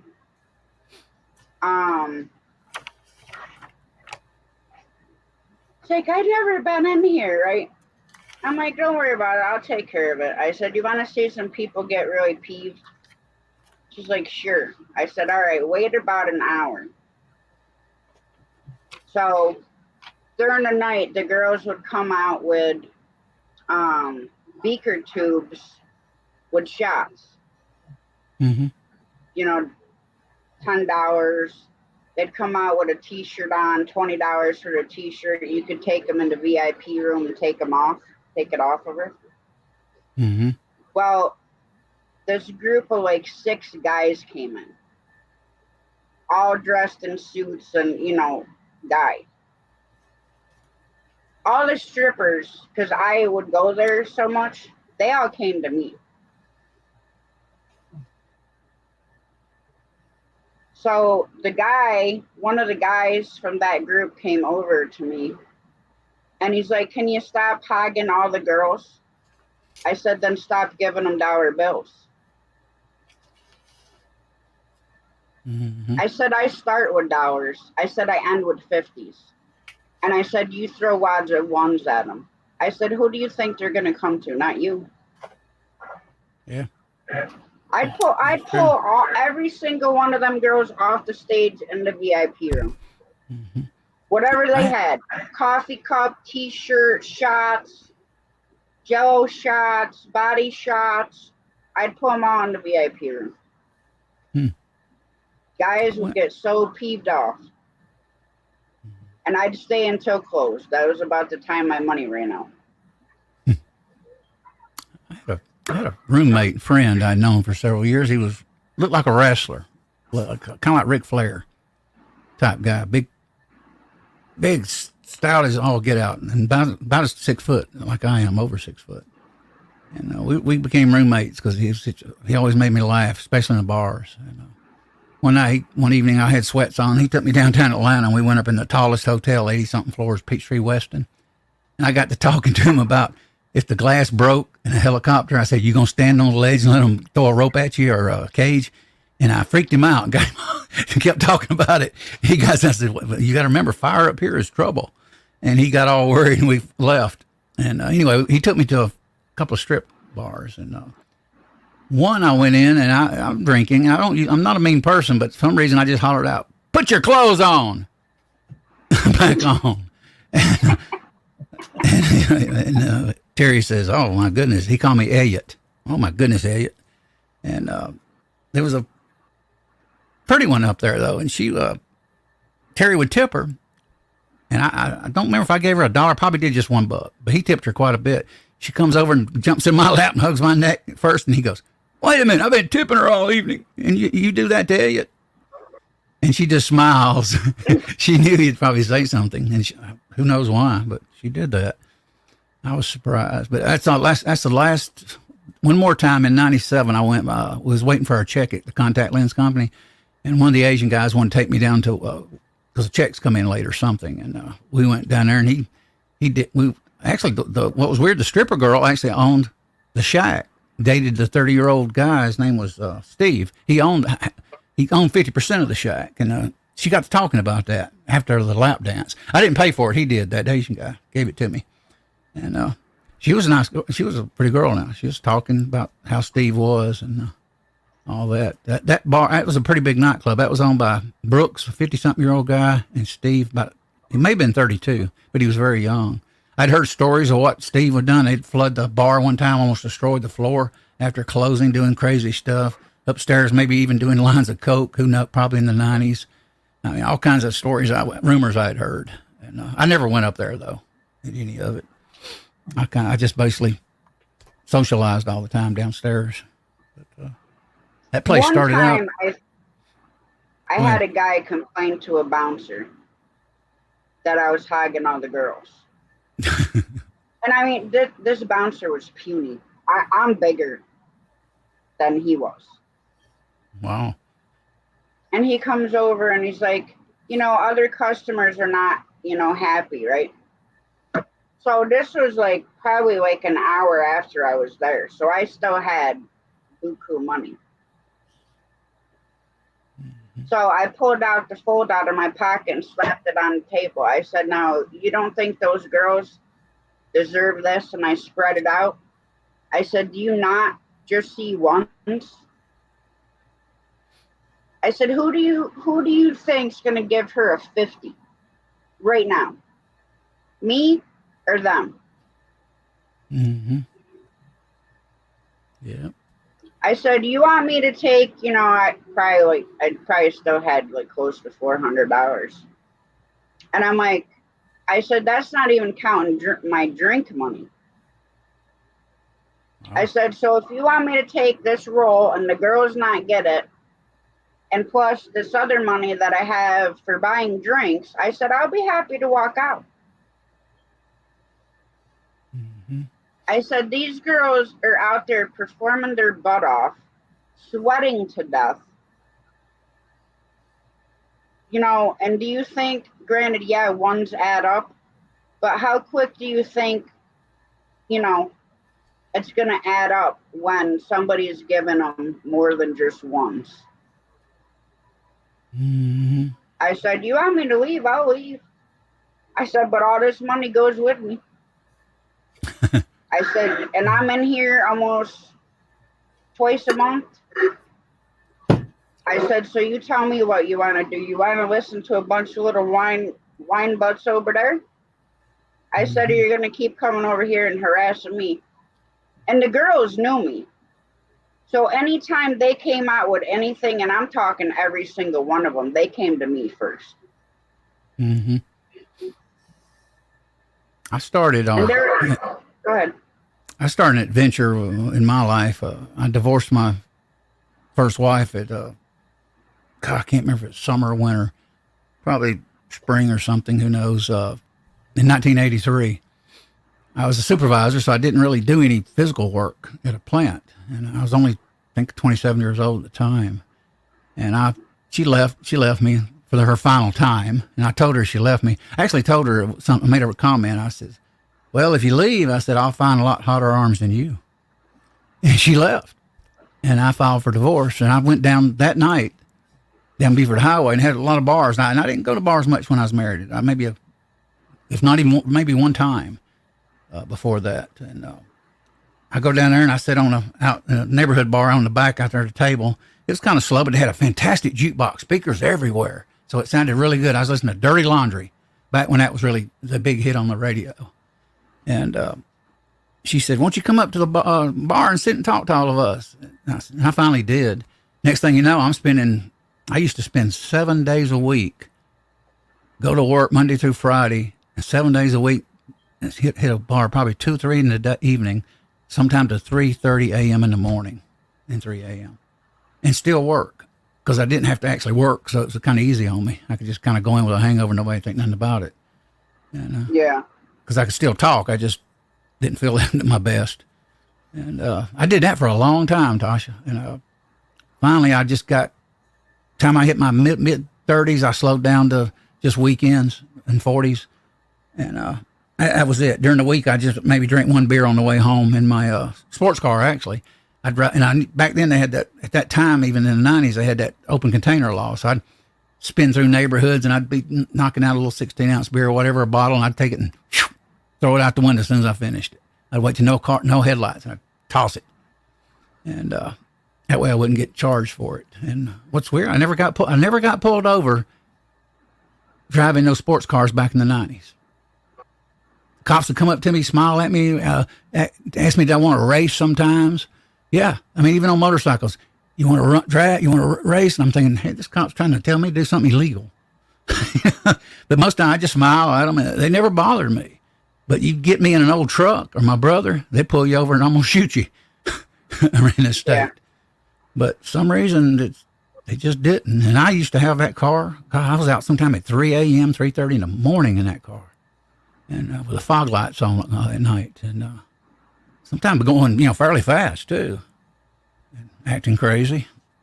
And, see, I had to give up drinking back in 2010 because I would literally drink a $40 bottle of Captain Morgan a day. Ooh, wow.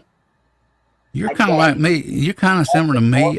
I didn't drink at home, but I was a social alcohol drinker when I drank. I put it this way: when I entered the bar, from 3 p.m. in the day till 3 a.m., I had a drink probably every 30 minutes at a minimum. So figure that. Just sometimes faster, sometimes two. Home. Oh yeah, you were. I drank yeah, that at home every day. That's a lot. And then yeah. it got to the point where I was getting mean. Oh yeah. I did that. I did a little on Jack Daniels I think when I was about 21, 22.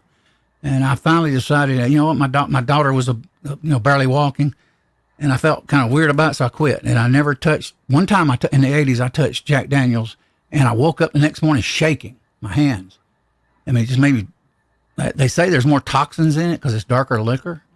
So I went to gin and vodka, and I never had a problem again at that point, and didn't have much of a hangover with that at that point either. Now the shots, now I would do all kinds of shots, peach schnapps. See, now if I'm having gin or something like that, it better be in a Long Island iced tea, because I do not do gin or vodka by themselves, and I don't drink. I might have a glass of wine here, or like a wine cooler here and there, but that's it. I don't drink. I did the Long Island iced teas in the 80s. I used to go to a place. I've been trying to think of the name of that place for years, but it was a chain. It's a chain that no longer exists. And they would do in the evening a happy hour in Atlanta for 2 Long Island iced teas for price of one. So I went there one evening, boy, and I was tearing them up. First time I ever had one. And, I used to make pictures of them at home.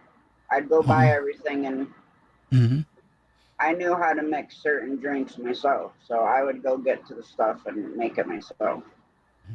Because then I could just stay home and have what I wanted to drink without having to worry about having a designated driver or being stuck somewhere and not be able to get home. Yeah. Yeah, back in my day, I got one DUI in 92, dating a girl named Beth. Me and her on Beaver Highway, come out of a bar, and it was winter because I had my black leather rock and roll trench coat on. I call it rock and roll, kind of like the one Elvis owned. And me and her's walking out, and all I'm doing, I swing her around and pull her into my arms, and we're kissing. And I look over my left eye, and there's a cop car sitting over there in the same parking lot. And I'm going, oh boy. Got in the car. Sure enough, he pulls in behind me and gets me. That's the only time I've ever had a DUI. And she wasn't drinking much. She watched me do that. And back then, I was able to put your foot, 1 inch from the bumper and hold it. Do not move. And I did it. And I don't know how, but I did it. But they always tell you fail. And you also failure to maintain the lane, and that was nonsense. I got when they took me, she got me out, and she says, "You were not swerving." I said, "I know I wasn't. He just made that up." And back then, you could get off for about $300, I think it was. 3 or 6, I can't recall. It's been so long now. And, that's the last one I had. But then again, I drove all through the 90s in sports cars and all that, wide open, middle of 12, 1 o'clock in the morning, pretty high most of the time. I think the only time I ever got scared to go to bars and big clubs and stuff is I took my cousin to this big club called Fenders. It was in the Holiday Inn in Albany for her 21st birthday. And I figured you get there, they have food too. So I figured I was driving, so we get there, I'd have, sex on the beach because that's what I did. I remember that. That's what I drank most of the time. So she's like, will you do a shot with me? I'm like, all right, that's all I'm doing. Of course, then I ended up ordering another drink. But I didn't tell the waitress to hold it because her and I had to go to the bathroom. So I would slip something in that drink. Her and I both were. So we were out. I was dancing with a couple guys that I seen there, and Crystal and my friend Deb. We were all like dancing together, and they were in their own little world. Well, next thing I know, I got 2 bouncers carrying me outside. Get outside to 30 colony police. 30, mind you. These 2, now I don't care how much you weigh, but these 2 girls, women, that had clothes on that you look like you spray painted it on. Wow. And they were bigger girls. Like I said, there's nothing wrong with that. But I always sit where I can see the door. So who comes in? So we were watching them. They'd go out with 2 dudes, be gone like 10 minutes, come back in. Wow. 5 minutes later, they're doing the same thing. And they just kept going out with all these dudes. Wow. So I get out, I'm out there, right? And the cop, it's like right in my face. And those two girls called the police on me, telling them that I stole their credit cards. Hmm. I'm like, do you not see my pants? They have no pockets in them. Hence why my smoke's in my bra. Right? So my cousin, being my cousin, because she's a little can get crazy, especially when she drinks. Not in a good crazy either. Bad one. Her and my friend Deb come out there, and Crystal starts headbutting the bouncers. Gee. Blood running out of their face. Wow. Basically like kicking the crap out of these bouncers. Oh, boy. And the cop's like, you better control her or you're going to jail. So I went up and I grabbed Crystal and I threw her right in the bench, and I told her, I said, you stay there and shut the hell up. I said, because if I go to jail for you and them bouncers, I said, we're going to have big problems, and you better pray to hell they don't put me in the same cell with you. Yep. So Yes. the main cop, he's like right in my face. And I mean, I could taste his breath. That's how close he is. Wow. I said, don't take this in a threatening way. I said, but can you please back up, because I really don't want to go to jail for assaulting a police officer. And I said, I'm not threatening you. I said, but I can taste your breath. And I said, it's pretty gross. So he backed up. And those two chicks down there are still just running their mouths saying all this stuff, blah, blah, blah. And I'm like, why don't you come up here and say it to my face? I mean, they're like way down at the end of the hotel. Probably like 75 feet away from me. And they're yelling all this stuff. So I got my pocketbook from Crystal and Deb, and I'm like, here, check my pocketbook. I said, Deb's had it all night on her. I don't keep it on me. And then he's like, I said, I have no pockets in my pants. I said, so what do you think I'm going to do? Roll them and stuff them somewhere? Yeah. I said, you can do a strip search if you are. He goes, you consent to one? I said, I have nothing to hide. I said, they didn't come in with any pocketbooks or anything like that. I said, and only one of them have pockets in the clothes that they have spray painted on. I said, the other girl has no pockets. And the other girl only has back pockets. I said, and I sure in the heck didn't have my hand on her ass. So I'm like, I don't care. Yeah, strip search me. So I went in the bathroom and basically, dropped everything, took my shirt off, hung it up on the thing, and waited for the female cop to come in there with my hands up on the bathroom stall like this. So by the time, we got back out, and I only had like a little pocketbook like this big enough to hold the wallet, another pack of smokes, lighter, Crystal's wallet. That's it, because I didn't want us to have to worry about leaving it. That's why I had Deb hang on to it, because she had her little one on her. And she didn't smoke. So Crystal and I were out back, out and in, having smoke and stuff. I'm like, so did you find anything?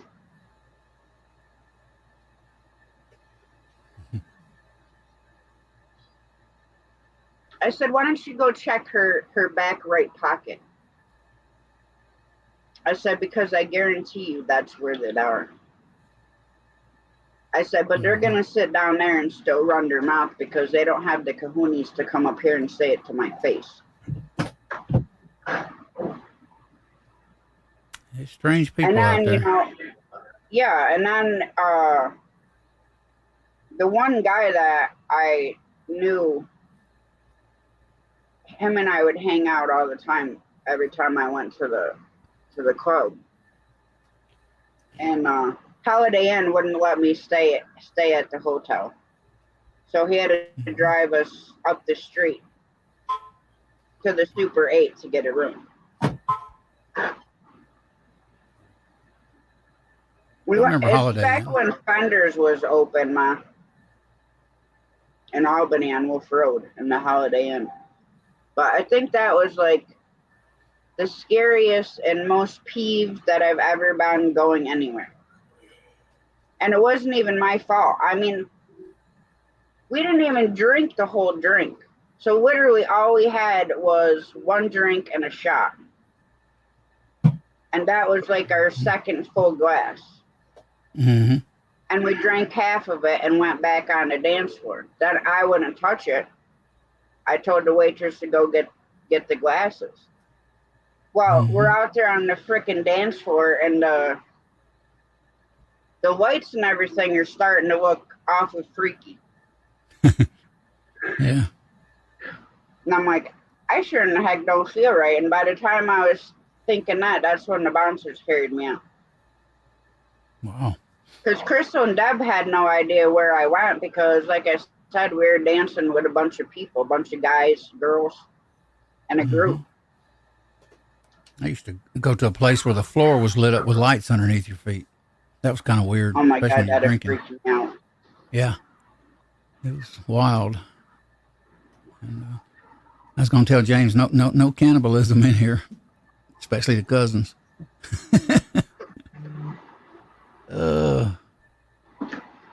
But yeah, I had some good times when I look back on it sometimes. Crazy stuff. Some of the stuff I did. Well, back then, the 80s, and even the 90s some, but the 80s were just a wild, God, around Atlanta. I mean, everywhere you turned, there was nightclubs, from out in the suburbs all the way to downtown. It was just something else. And I had discovered it because, I'm married, I think, at 19. And all of a sudden I went, wow, this is something else. And I kept going for a lot of years. And most everybody I know, and I had a lot of friends in those places, people I knew, some of them couples, I'd go spend the night and sleep on their sofa. And if I needed a ride, they'd just say, come on, Elliot, you're going home with us. I said, okay. Sometimes I stay at a hotel in the Gwinnett County area and swim on the weekends. And but I had a good time. Well, there was only one time that I definitely shouldn't have drove. Because I had to crawl to the car. And we were at a karaoke bar in Waterford. Mm-hmm. Which,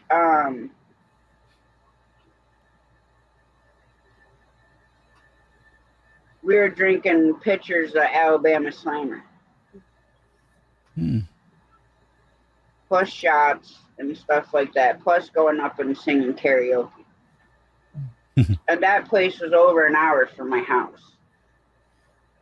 And the one friend, she's like, why don't you come, sleep on my couch or whatever. I'm like, if I don't go home, my husband is going to kick my butt. So one of the other friends like, well, I'll follow you to the thruway. I'm like, all right. So I crawled in my car. Drive, get to the section of the road where you better set your cruise and do exactly 55 miles an hour. Because in Manans, those cops will freaking nail you for 56. Wow. So I set my cruise. I wasn't swerving. I wasn't weaving. I may not have been able to walk, but I could drive.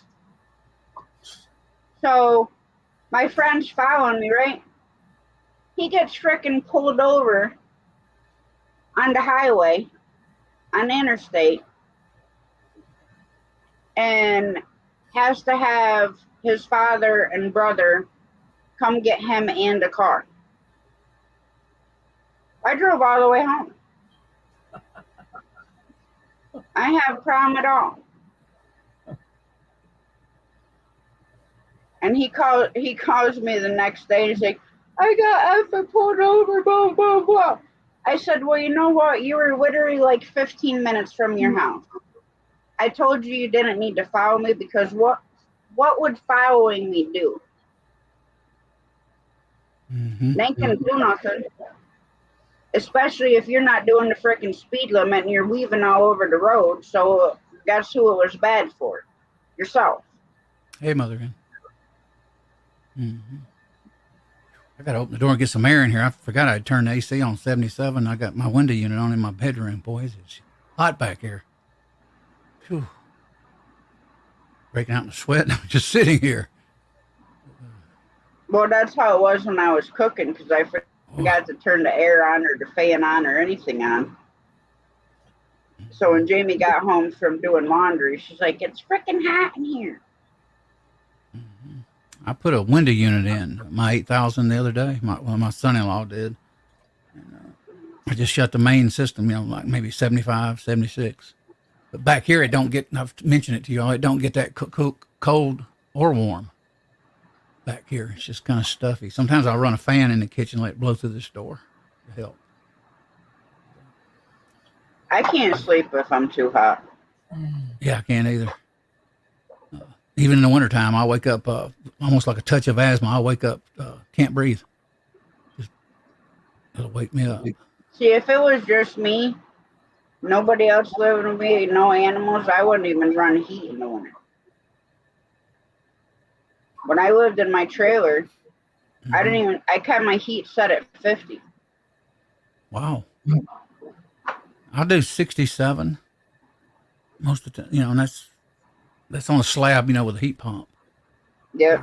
I'll put a comforter at my feet, that way, a couple of feet. That way, if I do get cold, I'll just snatch the other comforter up. Sometimes it'll be two comforters, actually, I'll do. And I like it when it's cool. I sleep better. I certainly do. Well, yeah, because the air's not as heavy. Mm-hmm. Even when I get my car out of the shop, they're actually supposed to be pulling the motor this week. I don't know if it's this week or next week, but it should be starting to be pulled. And the guy told me, he says, we're going to take your hood off. And I says, why? I said, everybody pulls it, even on YouTube, you pull it from the side, take the wheel off, and you actually pull it on straight out the side. He says, that's just the way I like to do it. I said, okay, you got to line it all back up. I said, that hood has 8 directions it'll align to. 8. Yeah. If he takes my bumper off, I'm going to go down there and I'm going to re-shim it right quick if he'll let me. But he's going to let me, I don't know if I talked to you, he's going to steam clean my chassis, let me paint it while it's there. I'll be able to do that. And I'm going to pick up the runner, the plenum, and I don't know if I mentioned that in your stream, plenum and the runner tubes, and I'm going to acid clean them from Napa, some Limobrite. And I'm going to actually restore the valve covers with a special paint that's designed for those valve covers from Chevy. Actually, not Chevy, but they recommend it anyway. Yeah. It's on the car Corvette websites. They have it. You'll see it. It'll say goes for your vet so-and-so 50s or whatever. But so I got a lot. Yeah. I suspect I won't get that thing out still probably until maybe the holiday, Christmas, or I don't know why, maybe spring if I'm lucky. It's got air. It's got the old Freon in it too. And that thing's stayed here for 4 years almost. And that thing's still ice cold. Now, granted, somebody probably did in 30 years, probably did replace that compressor and the lines and all that. Hoses look good. You can tell the hoses aren't probably original. Yeah. But that's okay. It don't leak or nothing. It's like a brand new car on that. So I got lucky on that. I mean, I didn't crank it one time for like a year straight. I went out there and the air was just cold. I'm going to try to buy some R12 on eBay. I think they still sell it. I'm going to get a can. I used to charge ACs back with the old R12 years ago. Been a long time. I used to actually tell you the high and low side, and it's been so many years. Now I used to know exactly how it's routed. I would know it in every car I looked at. Now I don't remember. It's been so long. I can't wait to get that thing out. I'm going to be really, sometimes I'll be cruising around Atlanta area, and sometimes I'll be taking trips, to be honest with you. I cannot stand Atlanta. Yeah, I went to Atlanta to go to Tybee Islands. I did do that. I've been stuck on 285 due to Oh a yeah. freaking 5-car pile up. That And I that was driving express truck. that doggone circle around Atlanta, man, is it can rain and cars will pile up because they keep on each other's tail end so much. I mean, that's all they do is wreck all the time. I about decided people in Georgia don't know how to drive over the years. You know? But let me tell you, the exits aren't the same. There's more Yeah. exits going one way than there is the other. Yeah. So I would literally, like, depending on where I got on 285, I'd have to drive the whole loop like 1.5 times to actually get to the freaking exit that I needed. Yeah. Yeah, it's never been my favorite expressway. I have been on it a few times in my vet, and I've been on 85 too downtown going to Tybee Islands. When I got an Atlanta boy, I hauled butt. I still remember going because a car tried to race me going to Atlanta that evening. Well, that's the only problem. Truck drivers have to take the bypass. Yeah. Yeah. We can't take the interstate straight through. Yeah. We get freaking tickets up the wazoo for doing that. I always thought that was weird years ago when they made that law. I don't remember the year they made it, but I remember when that was coming about. I said, that's crazy. They basically did it because of noise. Is why the cities created bypasses, so trucks weren't going through the center of the city.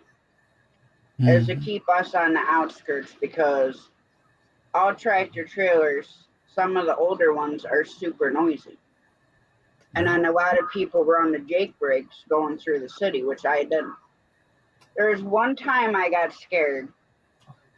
I literally forgot that I had a hazmat load on. And I went through a tunnel. I was supposed to stay out of the tunnel because the interstate ran through the tunnel and on the outside of the tunnel.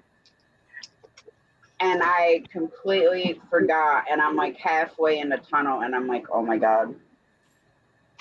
I really hope a cop don't see me coming out with this hazmat load through this tunnel.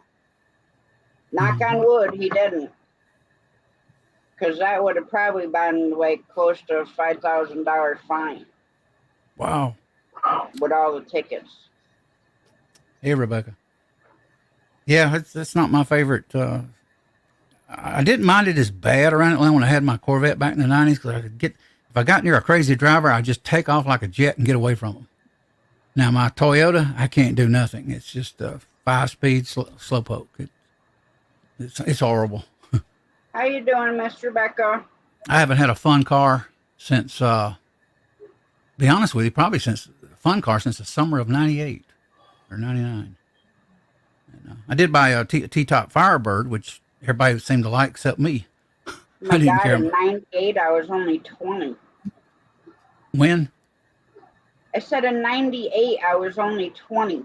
Well, I was cruising around. I was cruising around in my sports car back then. Having the time of my life, even then. So I was pregnant, so I mean, granted, yeah, I was having the time of my life being pregnant. Almost, I was, yeah, I had the car and I was older. I met a girl, she's 27 years old, pretty brunette. Well, she met me, really. I looked around, she's smiling at one of those big clubs, and she was a nice girl, but she started talking about marrying and having kids in the future, and it scared me, and I wound up losing her number, and I never talked to her again. And I often think of her because she was a nice girl, but I just freaked me out when she started talking about kids. I said, oh my God, I like her, but I don't know if I like her that much. Well, yeah. Some women, even to this day, are that way. They go on like a couple of dates with you, and they expect you to put a ring on it and marry it and everything else. Yeah. Oh yeah, I've had a few. Yeah, I usually talk back in those days. I would talk to them, and I'd go, and I'll tell you about me. And they go, what? I says, I don't like jealousy. I will get away from you, and I don't want to talk about being a couple or marriage. And I was dating actually a girl around 1990 that mentioned that. one time, and she was riding home from a club, and she goes, she's driving my Firebird back then. I had an '84 at that time, and she looks at me, and I'm drunk, you know, and she goes, "You remember that thing you said not to talk about? I think I am." Well, I quit seeing her. Next day, that was the last of it. I stayed friendly with her, but I never dated her again. I told her not to. I looked at her that night and I said, "You remember what I told you, don't you?" She said, "Yeah, but I can't help it." I said, "Sorry. Just Now, not I'm ready not to, saying all women, you know." but there are a lot of I crazy got you. women. Yeah, there are some that, there's a, I've met a few in my life, and it's like, I ran into, I dated a school teacher in 97. Nice lady. She's 40 years old. Oldest I'd ever dated at that time, actually, somewhat. And she came a few weeks later, came down to the same club, boy, and got mad at me for dancing with other women and cussed me out. And we weren't even on a date. I told her we weren't. And I quit seeing her. And just what it was now. Months later, even though she knew what I did, she says, I called her one night. She says, "You want to go down to Johnny's Hideaway?" I said, "Yeah, I've heard about that all these decades, but I've never been. I still haven't been to Johnny's Hideaway. Used to be a popular place, still there in Roswell. Even now, they play a lot of Frank Sinatra, Elvis, you know, rock, early rock stuff like that. But never went there. Never went to the new Underground Atlanta when it come out in the 90s. I think it was launched, and I never went to it. I went to the old one when I was a kid now. And I was sneaky. I would go by. They had guys at the door. I think I mentioned that one night here on the stream. They'd be the door guys. Me and Robbie, we were like 15 years old. We'd run. We'd just walk right by the door and reach down my arm, and I'd grab their, especially if their drink was full, their screwdriver, whatever it was. I'd reach down, grab my hand, and turn it up, throw it, and they'd go, "Hey, you know what? Come back here. You took my drink." So we'd get a free drink like that. Make them mad, though. Boy, I only did that for a short period. The one country bar, I don't know if she's still open or not, but I married my kid's father there. But I had gotten served there when I was 16. Mm-hmm. I'd go to the counter and ask her for, whatever, and she'd make it, give it to me. I pay for it, and I walk away. Mm-hmm. Never got carded in there. I seen quite a few girls I met, even at my company, come and sit down at my table. It was like one night was 17, and she told me, and I says, "Uh-oh." I didn't go out with her, but they literally, if you look your age, neighborhood bars sometimes would not card you around Atlanta. And even when I was young, I'd go downtown Atlanta to the old Underground. I had an ID. Basically, I was a teenager, and it was a military ID. And you believe it or not, they took that ID from me, even though it didn't have a picture. I just showed them the card. They'd read it, look at my height, and go, "Okay." And I was amazing. I was able to get by with it, but I did. I don't even remember the guy's name now or where it came from.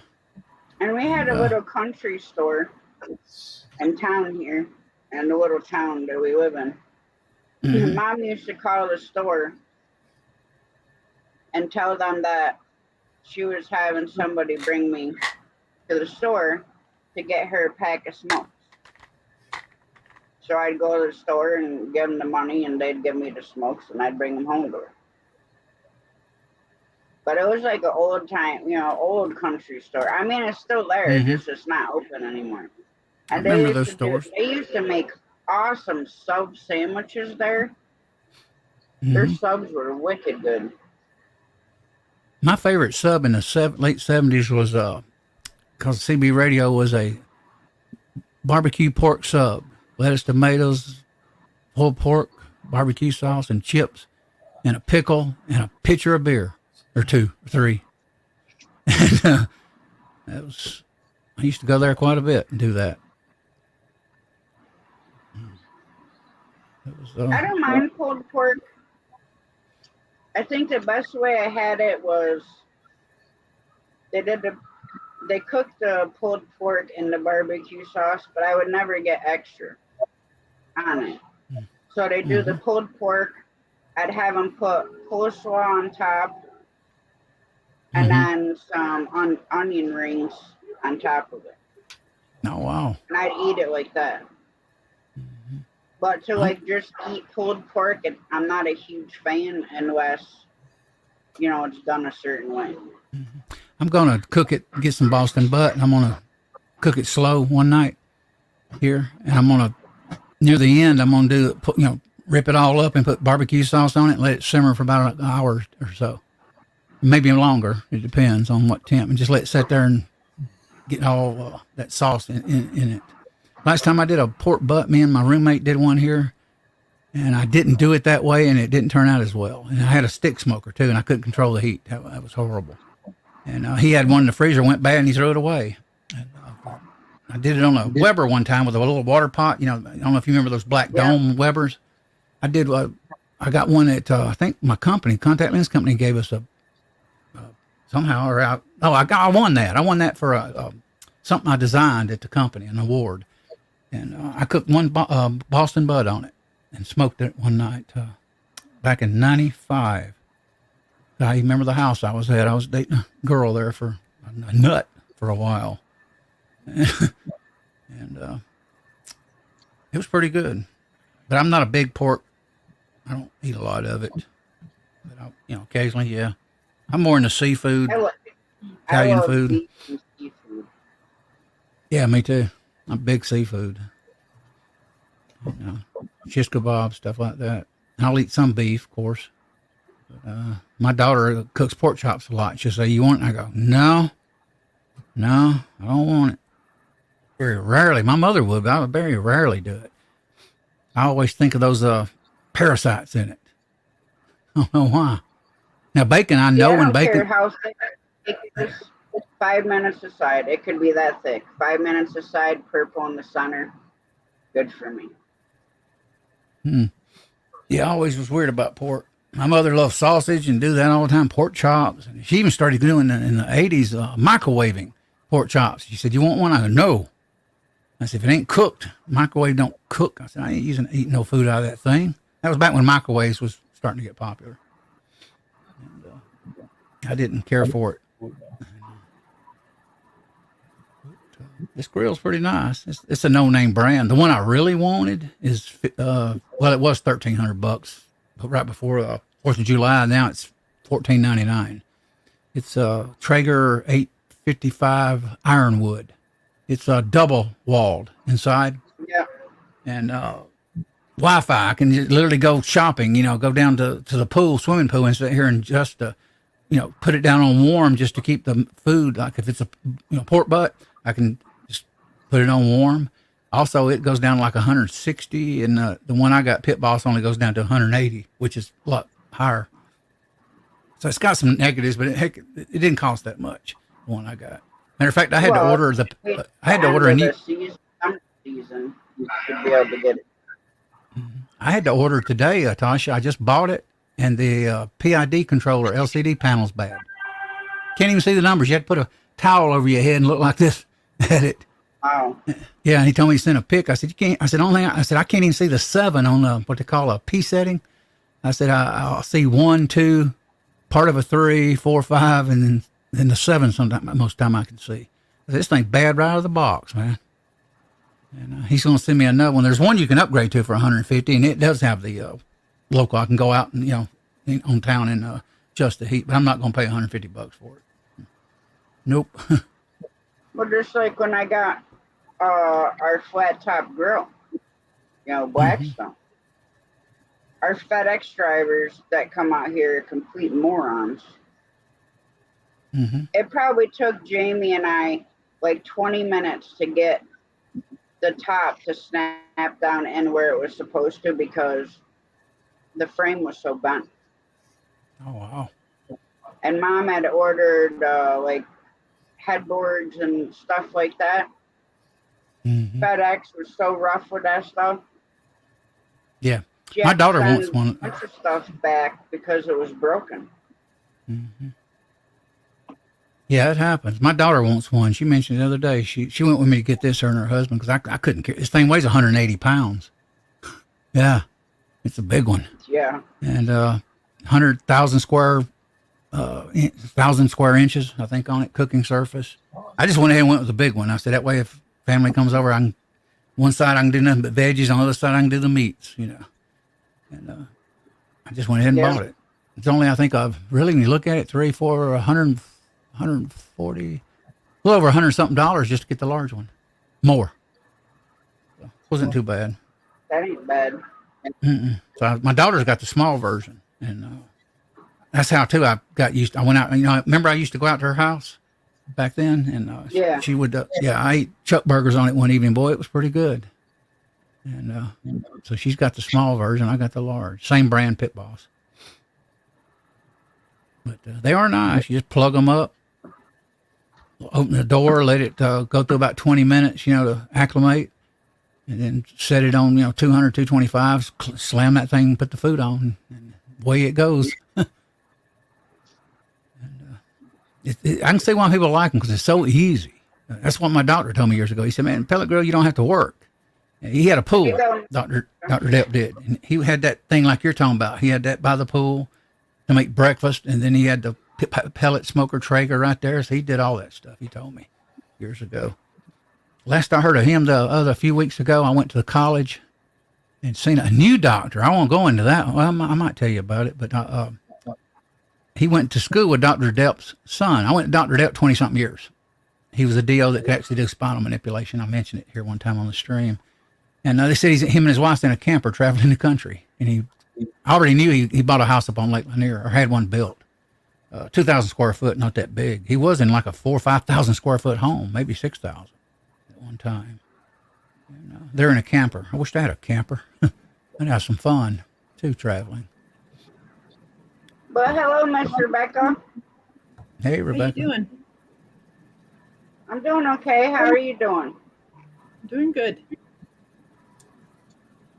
I'm burning up. Let me be right back. Let me open this window. Got a fan on. All right, Elliot. So what you been doing? Just busy making hats. Now I did mute. Let me go check, make sure I muted. Yep. I did. You're still busy making hats and stuff? I am. I've been making pot holders and dishcloths also. Just been really busy. Oh, definitely. I'll keep you busy. It certainly has. I just got done with a red and black hat, and it's packaged and getting ready to ship. That's good. How many more you got to make? I've going through all my old emails that I've gotten from people, and once that's done, then I don't have any more.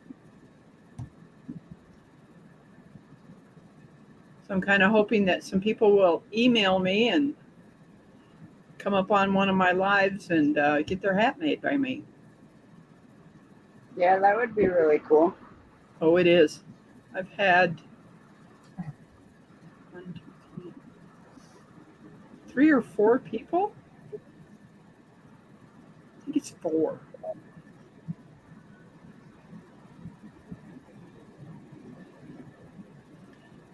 Just makes it really nice, and I don't have to video nothing. It's already there. Well, yeah, because it really doesn't take you that long to do one anyways. 2 hours. Just about 2 hours. I know there's one person that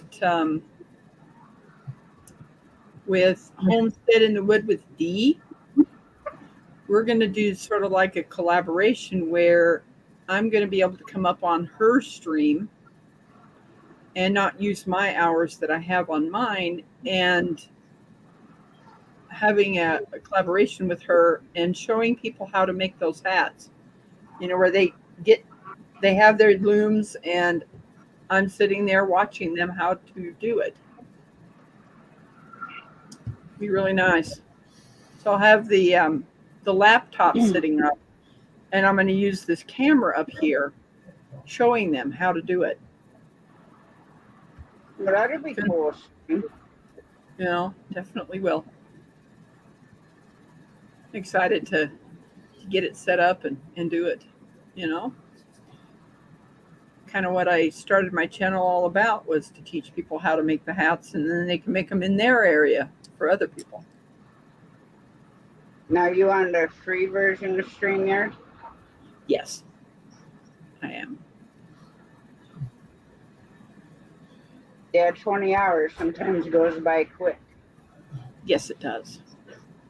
Oh, it's about 80 degrees back here. How you been doing, Elliot? Pretty good, you? Doing good. Yeah. Got me a new pellet grill. I will have my first, or actually second, but I'd say first barbecue edited video kind of put together and processed maybe in a week, sometime in this coming week.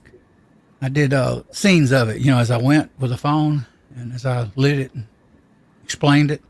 And all I got to do now is put the food on, do that section, and then I'm going to stitch it together and put it out on my channel.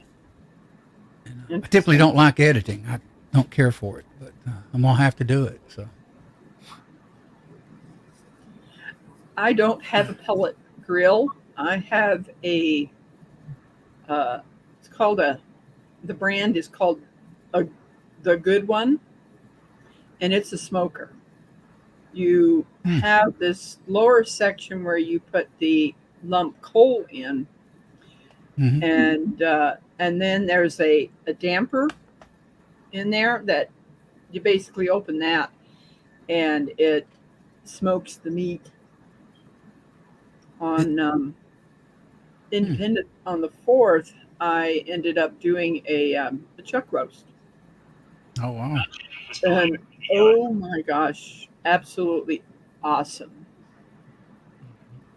Yours not a stick, is it? That tank part on the side where it's welded to?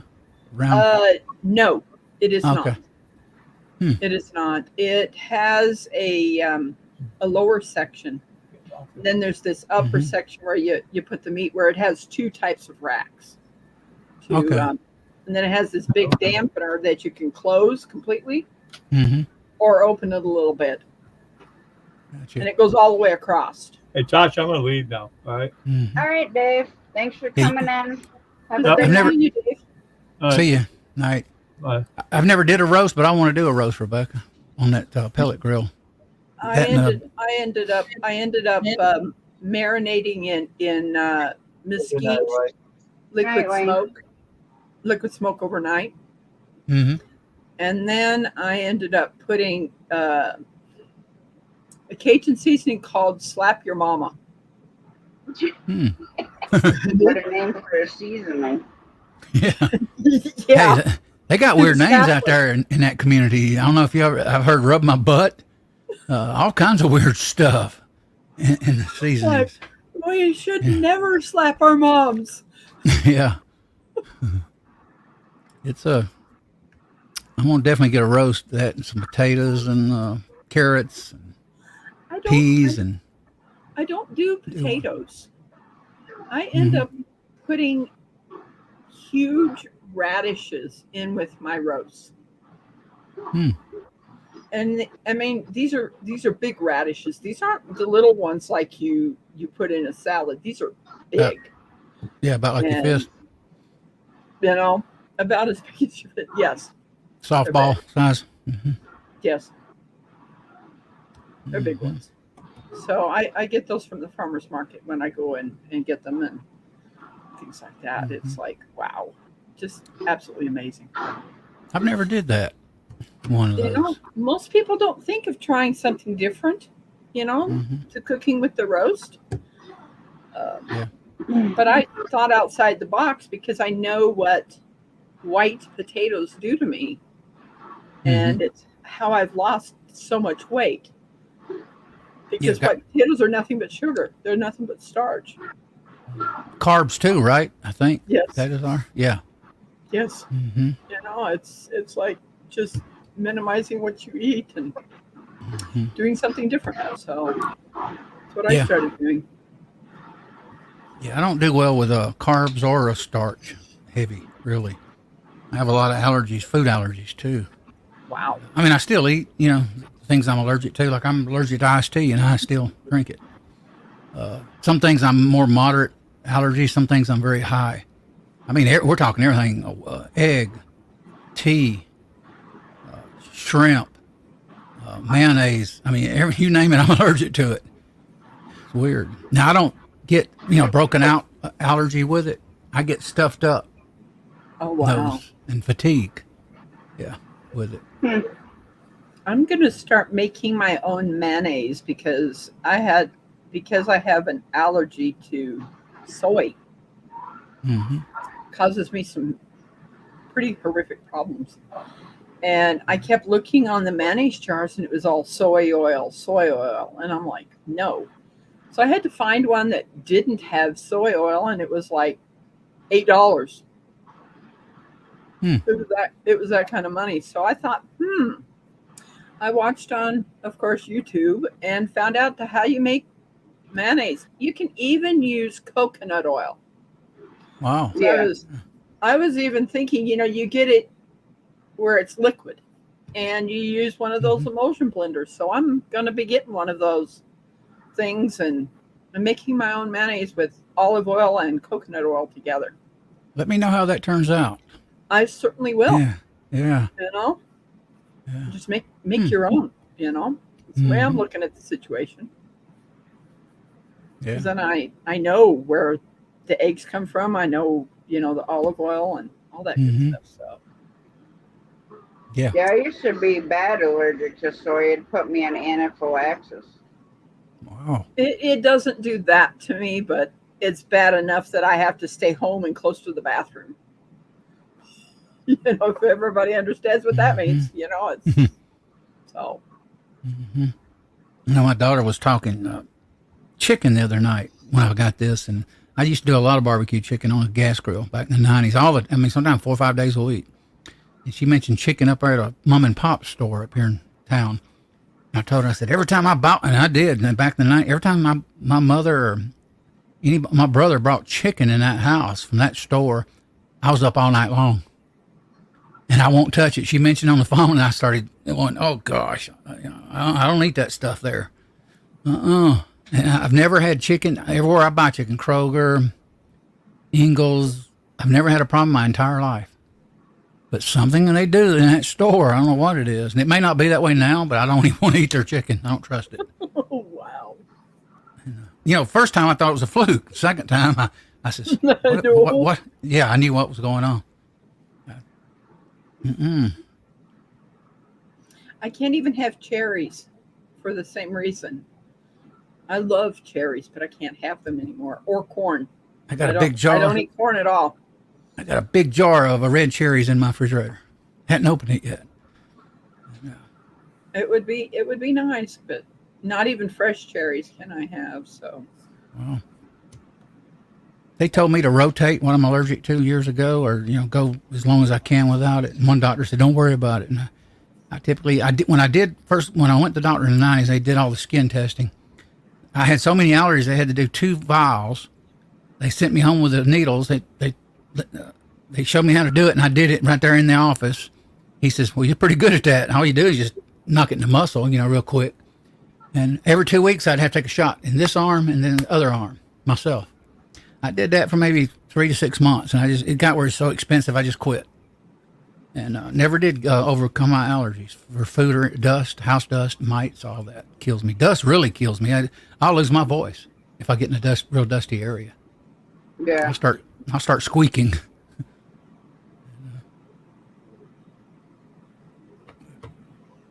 Wayne fell asleep. Dave just took off. No, they didn't fall asleep. I'm just kidding. They just left. Yeah. Wayne, Did I ever send you the other stickers? Or have I forgotten? This one here, that one there, and then this one. This is Okay, the then yarn. no, I haven't. I haven't, because you would be getting my brother's also. Oh, you have a different one besides these three? Yes, I do. This one has the heart that's made out of the yarn. Well, This one up here has the red heart, and then this is the round one. this is the latest one and the final.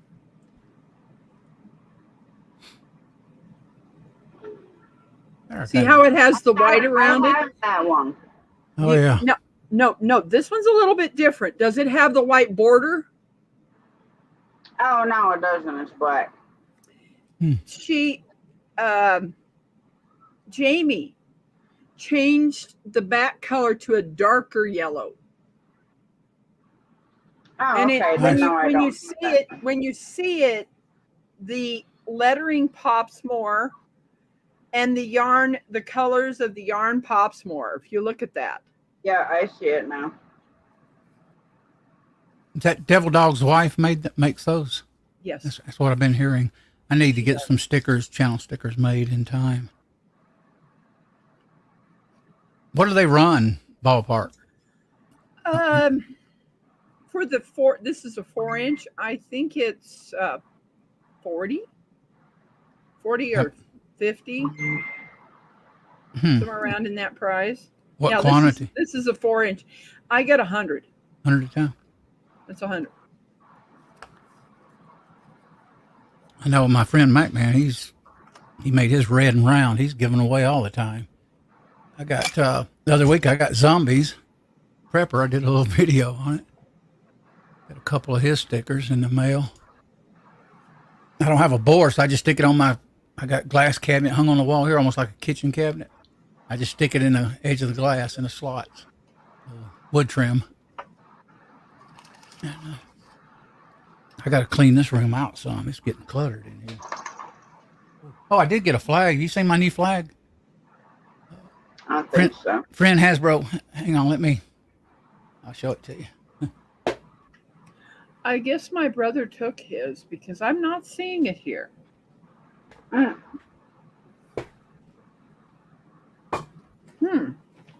This thing is heavy duty. I mean, this is not thin nylon. I don't know if you can see it. Oh, I like that. I mean, it's surprised. I thought it would be thin and flimsy. No, it's quality material. Yeah, it looks heavy. He was streaming one night, and I helped him host a show, giveaway 1,500 subs, I think, and I was his co-host. Actually, I'm an admin now on his channel, and he gave me this, sent this in the mail. He's a nice guy. I mean, it's thick nylon too. It really is. Got to find a place to put it. I may need to get a sticker board eventually. And I don't know where to put that. I'm thinking I may take some cabinets right there. You're looking at all that out. The bench, the bar. That's actually a butcher block bar originally. I may move all that out and build nothing but shelving on the whole entire wall of plywood, or maybe with the what do they call it, 10 by 12, something like that, shelving board. Yeah. That stuff's so expensive now in plywood. Gosh, it's outrageous. This is my brother's. Oh, that's cool. Oh yeah, I seen that on another show. Yeah, cool. John Wayne. I grew up watching John Wayne stuff. I've been watching that show. It's hard to believe it's 57. I've been watching Richard Boone Paladin. I watched it as a kid and probably didn't understand it. Now I understand it more. He was kind of like a hired gun, but he was a good guy. So yeah, I've been watching that lately. He said that gun had a half ounce? No, an ounce pull. I went, whoa. You know how light an ounce is? Gee, I've never heard of that but it was 1957, of course. Well, definitely don't want your freaking finger near that. Boy, he says it in the show. He said, go ahead, you think you can do it quicker? I've only got an ounce of pull on it. I've heard of a pound, 2 pounds, but never that. Even I won't even go there. You got to be careful when you got something like that. Well, definitely. Mhm. You Next, even putting quick draw with that thing, you better know exactly where every single thing is in that holster and everything. I actually checked online a replica of his holster. A company makes it right now, probably a mom and pop. $650 for a My Paladin God. reproduction holster. Yeah, Oh my goodness. yeah. Best. Gunsmoke, his wife, before he passed away a few years ago, he sold the actual reproduction of his holster for about, I think, 400 or 500 too. Them things are expensive when you start getting into cowboy stuff. It's amazing the cost. Yeah, but the way that they were made back then, they ain't made like that now. No, that's probably why these are high though, because they are hand stitched and made. The ones I'm talking about, this one is. Yeah, that's He's what I'm got that. saying. Mm-hmm. So you're really talking about a good quality one.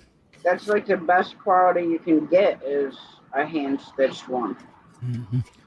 Yeah, one of our Mark guy, he hand stitches a lot of those holsters for people in the community here. For, all kinds of stuff. He'll do it sometimes. It's getting cooler. I got to get up tomorrow. I got to head.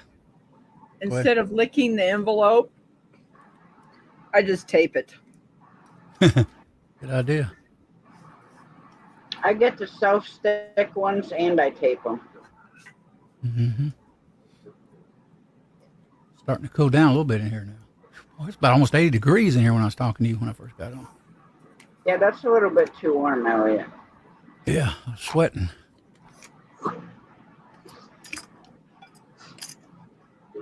So I got 2:30. My daughter's actually going to come pick me up, and I have air conditioning tomorrow. And I got to go do a flex neck MRI. I mean, not MRI, X-ray to see if my different positions. I never heard of it, but they're going to do it. And I got to do the neck MRI tomorrow, 2:30 p.m. Get that completed. My daughter goes to the obstetrician tomorrow, like 10:45 my time, because she lives in Missouri. Missouri. What?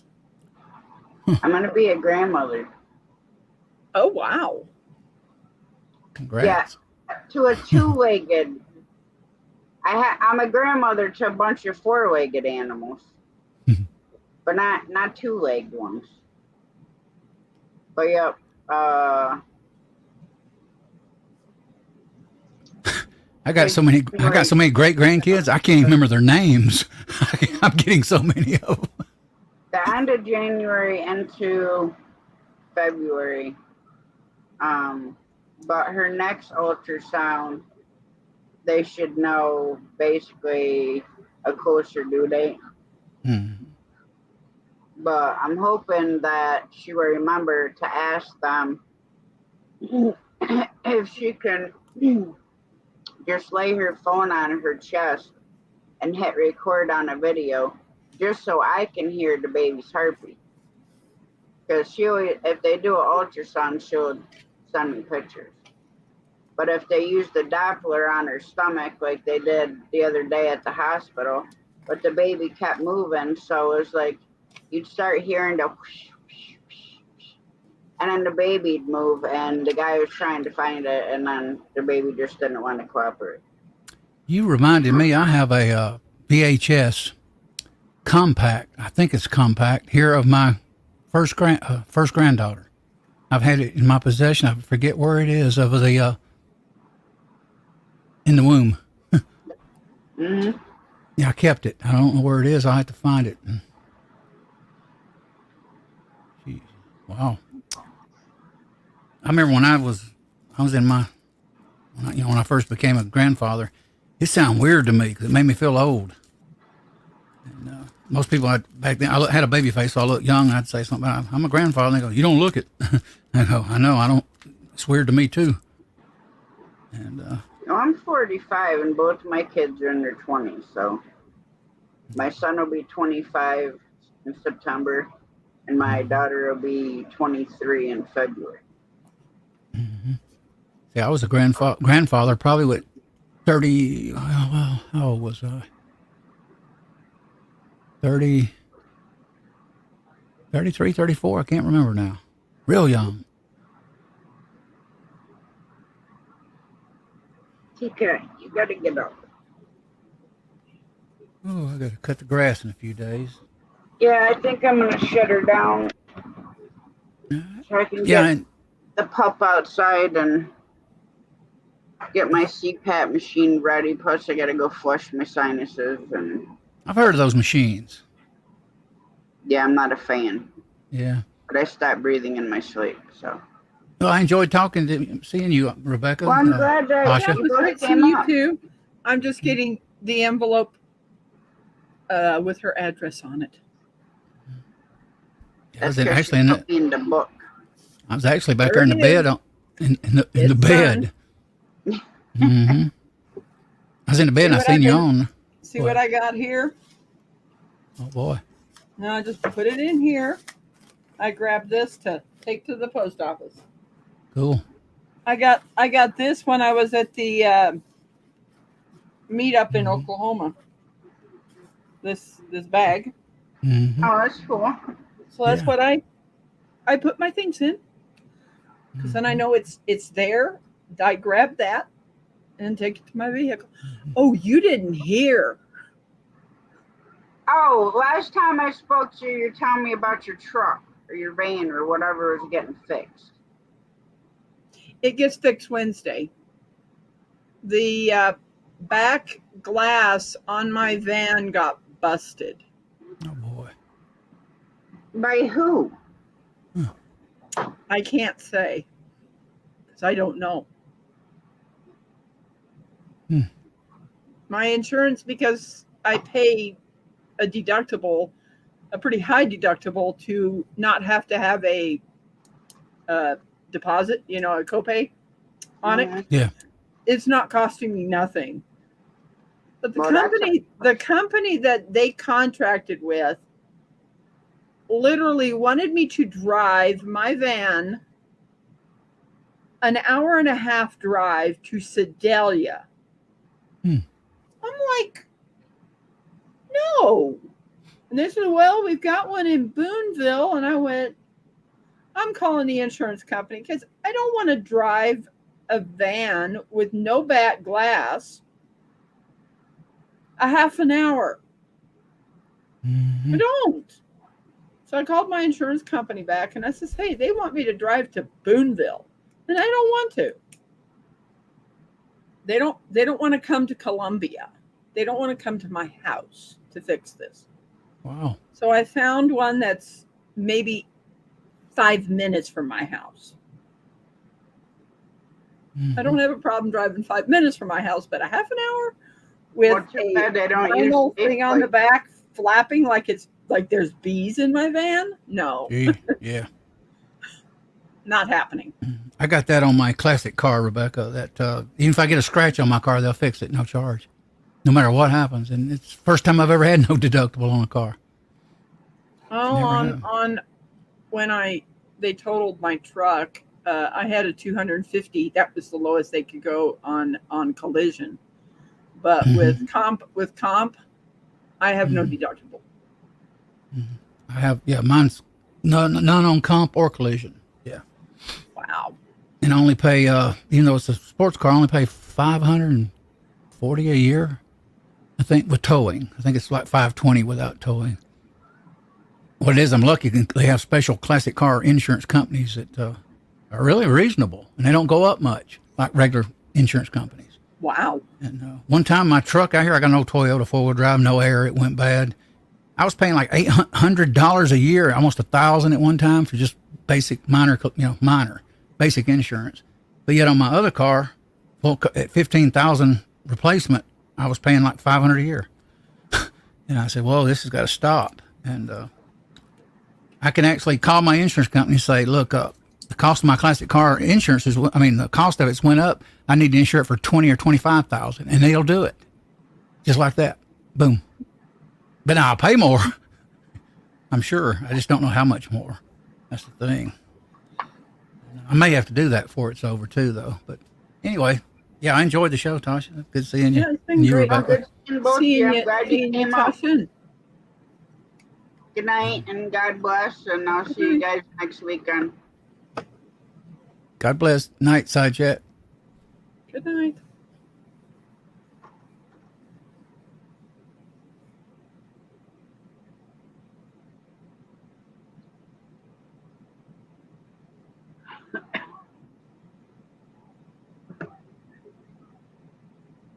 All right, guys, I don't know who's still in here, but I'm going to shut her down. I'll be live again next weekend, well, next Saturday at 9. I'll probably stick to 9 for a while, especially considering it's going to be raining for God knows how long. But anyways, much love. God bless. Catch y'all later.